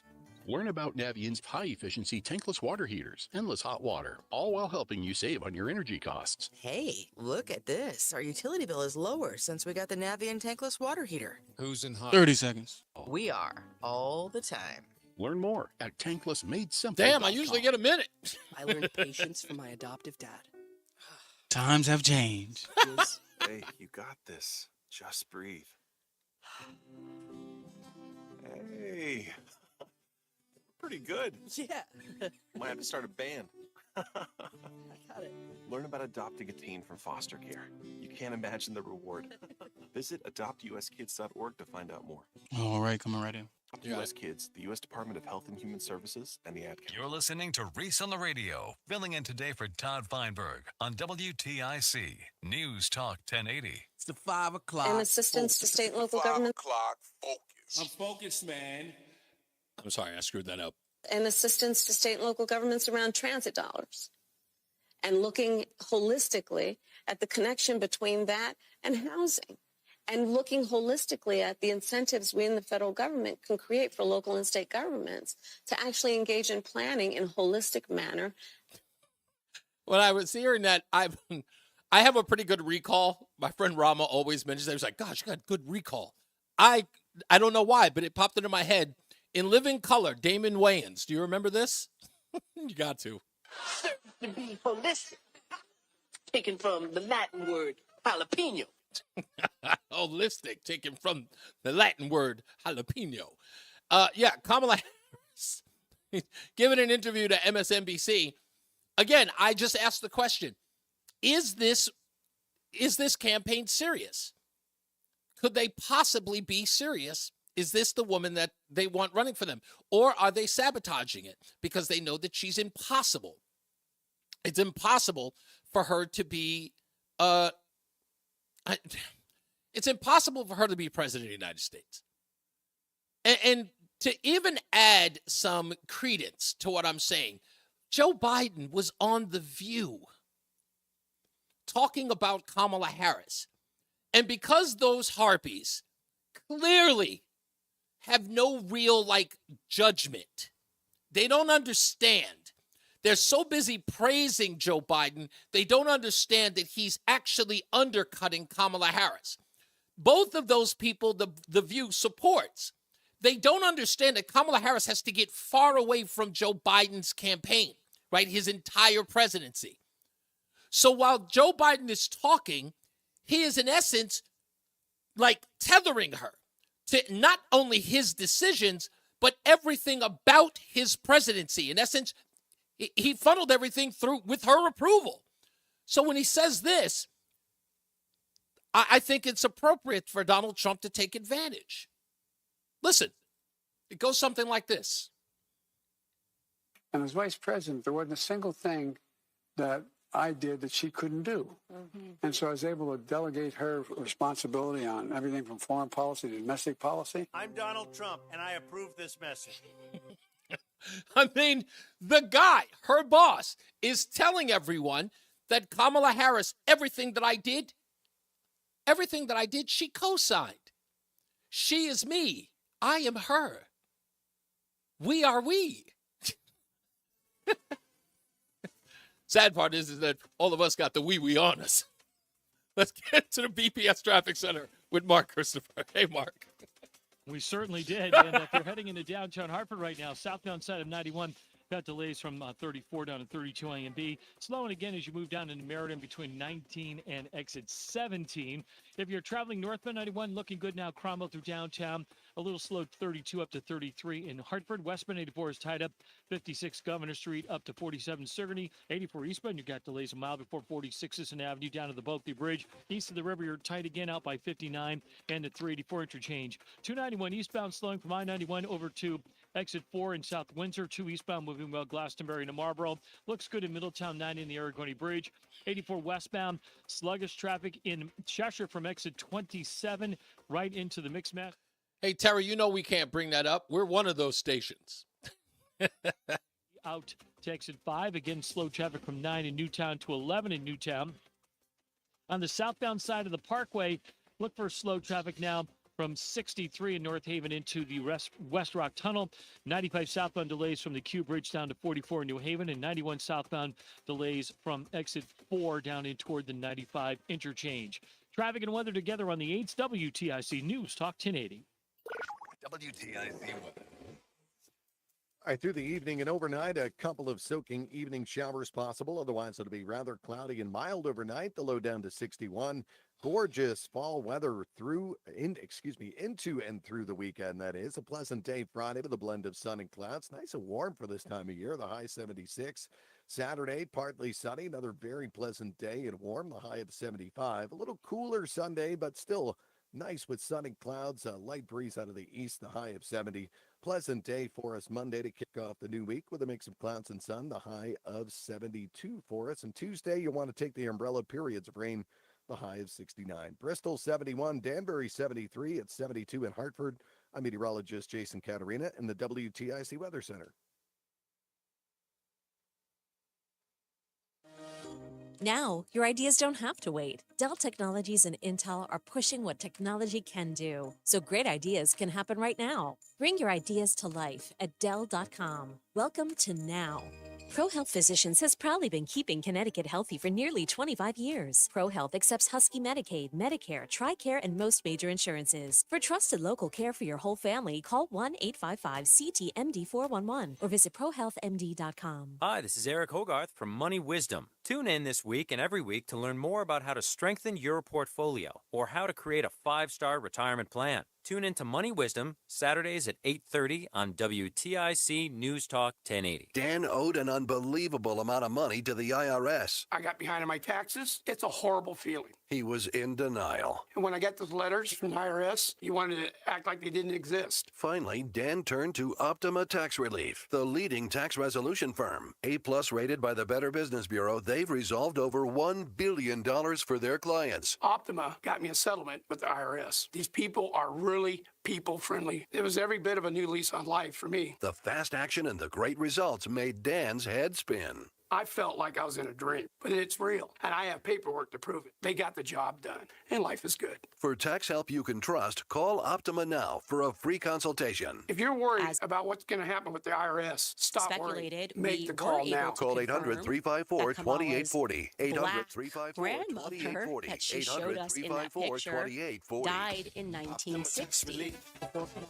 Testimonial from an actual client. Some restrictions apply. I can show you right now her death certificate. Let's take a look at Pressure, anxiety meds, everyone's on them. If you're a 50-year-old male, maybe a bit porky, and you may even have type 2 diabetes, $1 million of term insurance may only cost you about $200 a month. Call Term Provider. Speak with Big Lou at 800-511-3535. Big Lou will find a term life policy for you even if you have type 2 diabetes, are overweight, or have high blood pressure. Term Provider has helped thousands of people like you who think they can't afford term life insurance. To buy $1 million of affordable term life for you, all you need to do is call Big Lou at 800-511-3535. Lou will make sure the scales are tipped in your favor. Call 800-511-3535. Big Lou will answer your call and work to fit you into a term life policy that you can afford. Remember, Big Lou's like you. He's on meds too. Call 800-511-3535. 800-511-3535 or biglou.com.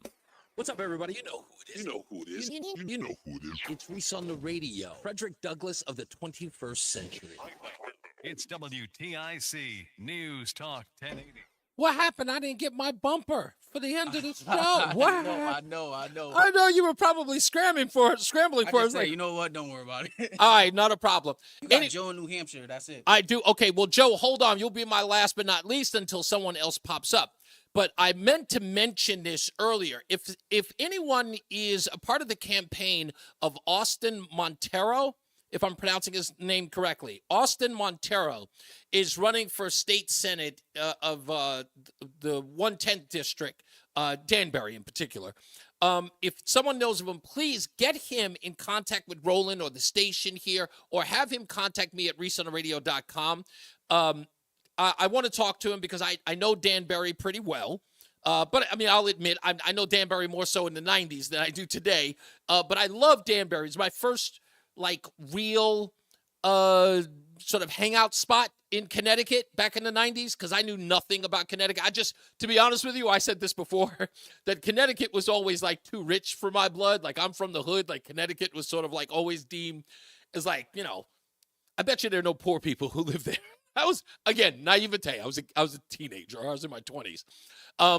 But I love Danbury. I got such a history of Danbury through my ex-girlfriend, now friend Laura, who's from there. She doesn't live there anymore. She's in Milford, New Milford, in fact. But she told me so much about the history of Danbury that I got to know it personally. And I know Austin is running. I saw his Facebook ad today. No, it was his Twitter ad. I apologize. His Twitter or X ad today.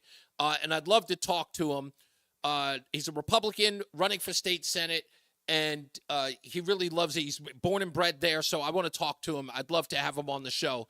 I'm always interested in people running for local office in any place, but Danbury because it's personal to me. So, again, Austin Montero, if you know him, get in touch with him and let him know that Reese on the Radio is asking about him. And would love him on the show. I said this thing about about Kamala Harris and why this campaign is not serious. More and more, every time she opens her mouth, it gets worse and worse for her. CNN cannot possibly. I don't know if you've even watched CNN like that. I have to. But Scott Jennings makes these cases on CNN when you hear all of these people carrying Kamala Harris's water, and it's the weakest support that I could, every time someone opens their mouth trying to make the case for this woman, they go above and beyond, and it's always about demonizing Trump and then sort of giving Kamala the pass that she doesn't have to be all that strong on policy. She doesn't have to tell the American people what she's going to do. It's Trump you need to worry about. And as you heard, Stephanie Rule say on Real Time with Bill Maher, that's always the case. So no one really no one really thinks that Kamala Harris is up to snuff. I also don't believe near one of the polls. I don't care what you say, that it's all an illusion. And I think a testament to that is this constant screaming and hollering about another debate. I think that the news media is getting so much attention that they are creating this, let's just say this sharp as a knife, or this, what is it, is a razor's edge closeness of this race. In no way. Part of that, and again, goes back to yesterday's 5 o'clock focus, is this 57 versus, is it 53? 57 to 35% margin between Kamala Harris and Donald Trump. Again, I don't believe that for one bit in this state. I don't believe it at all. Because if this woman has 57% of this state, what the hell is wrong with you people? This is... And assistance to state and local governments around transit dollars. And looking holistically at the connection between that and housing. And looking holistically at the incentives we in the federal government can create for local and state governments to actually engage in planning in a holistic manner that includes prioritizing affordable housing. Again, I in the beginning, I understood what she was saying, but the holistic manner, this is what 57% of you are. Yep, that's my girl. That's her. Can't wait to vote for her. I'm really starting to question the senility of this state, if that polling data is true. I understand that the state may very well vote blue. I would go so far as to say if the vote came down like razor thin, 47, 47 to, I don't know, 52, right? 52-47, right? For Kamala Harris, I would totally accept that. I'd say half of you are the nuns. I would accept that. Out of 3.5 million people, fine, I'm okay with that. But seriously, 57%, close to 60% of you are voting for that? Like, you're confident? Really? Come on. There aren't enough of you. They're not. It would say so much about this state. Who did you say was on the phone? I'm sorry. Let me get Joe in New Hampshire. Joe, hey, Wall Street Joe. How are you, sir? Hey, listen, I'm not seeing this downtick in Wall Street. Is there something going on here that we're missing? Well, they just approved the budget. They extended it to December, and that gave the market a big boost. And the 0.5% drop in the interest rates. That was all helpful. Artificial to me. It's all artificial to me. I'm on the sideline right now. I cashed out my VIX for a profit a second time a couple weeks ago. I'm glad I did because I'd be losing on it if I kept it. But I'm just waiting. I'm just waiting for the next shoe to drop, the October surprise, as you might say. So you want to get an interview with Kamala Harris, contact the DNC and say you, representing WTIC, wants to do a holistic interview with her about the state of the economy and, what she babbles about and, abortion. Of course, you have to make sure it's about abortion. And she might give you 5 or 10 minutes, and you just let her, do the word salad, and you've got your interview with her. What do you think? No, I don't think that's a likelihood. First of all, they would give me all of the questions I was allowed to ask. And of course, yes.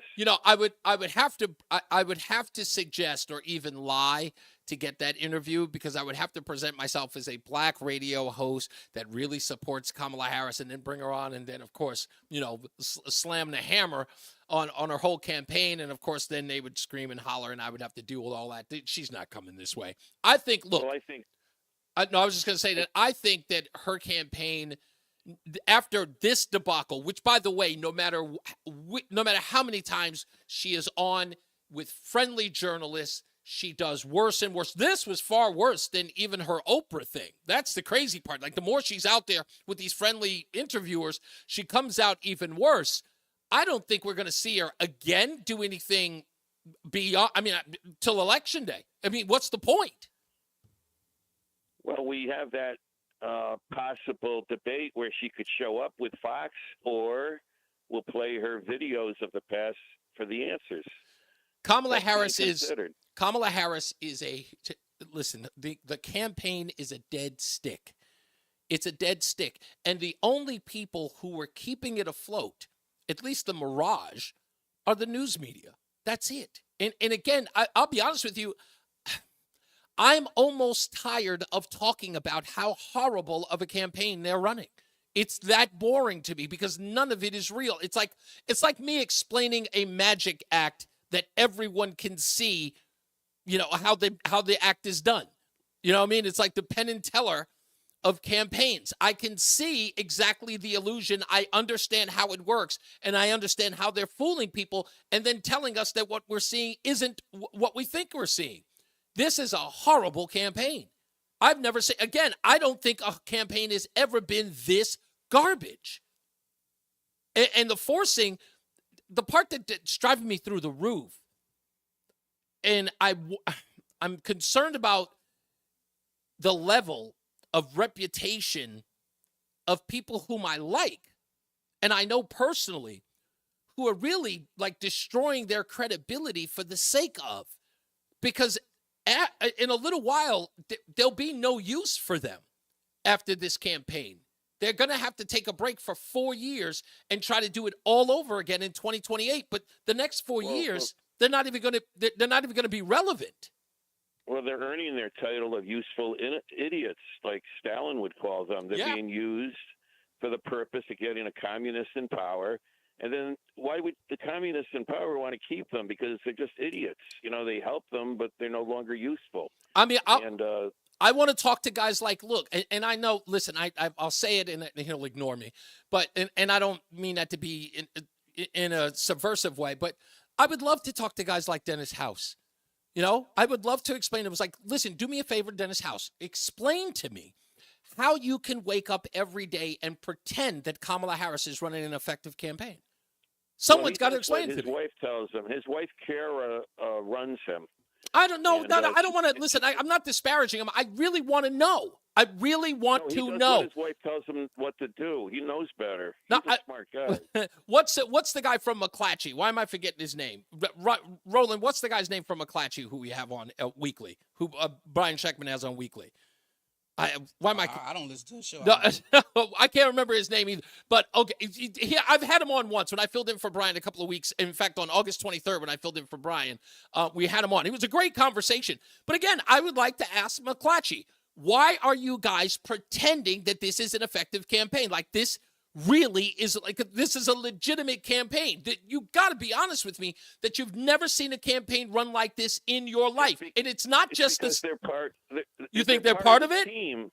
They're part of the team. It's all a team effort, no matter what they know. No. I'll tell you, this is what I believe. I truly do believe this. Listen, it's the inability to be critical of Kamala Harris because of her gender and her race. It is that's solely what it is. That they cannot take this campaign seriously and talk about it in an effective and serious way from every other campaign that they had without comparing it to the bombastic approach of Donald Trump.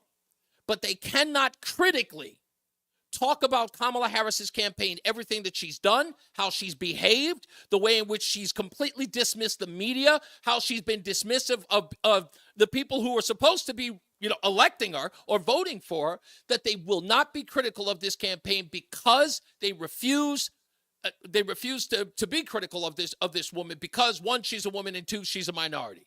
And again, I would just love to ask them, just look, talk to me in real terms. Under any other circumstances, would you expect this? Like, imagine if Hillary Clinton ran her campaign like this. Can you imagine that? We would all... You wouldn't. No, exactly. We would all look at Hillary Clinton and go, what are you doing?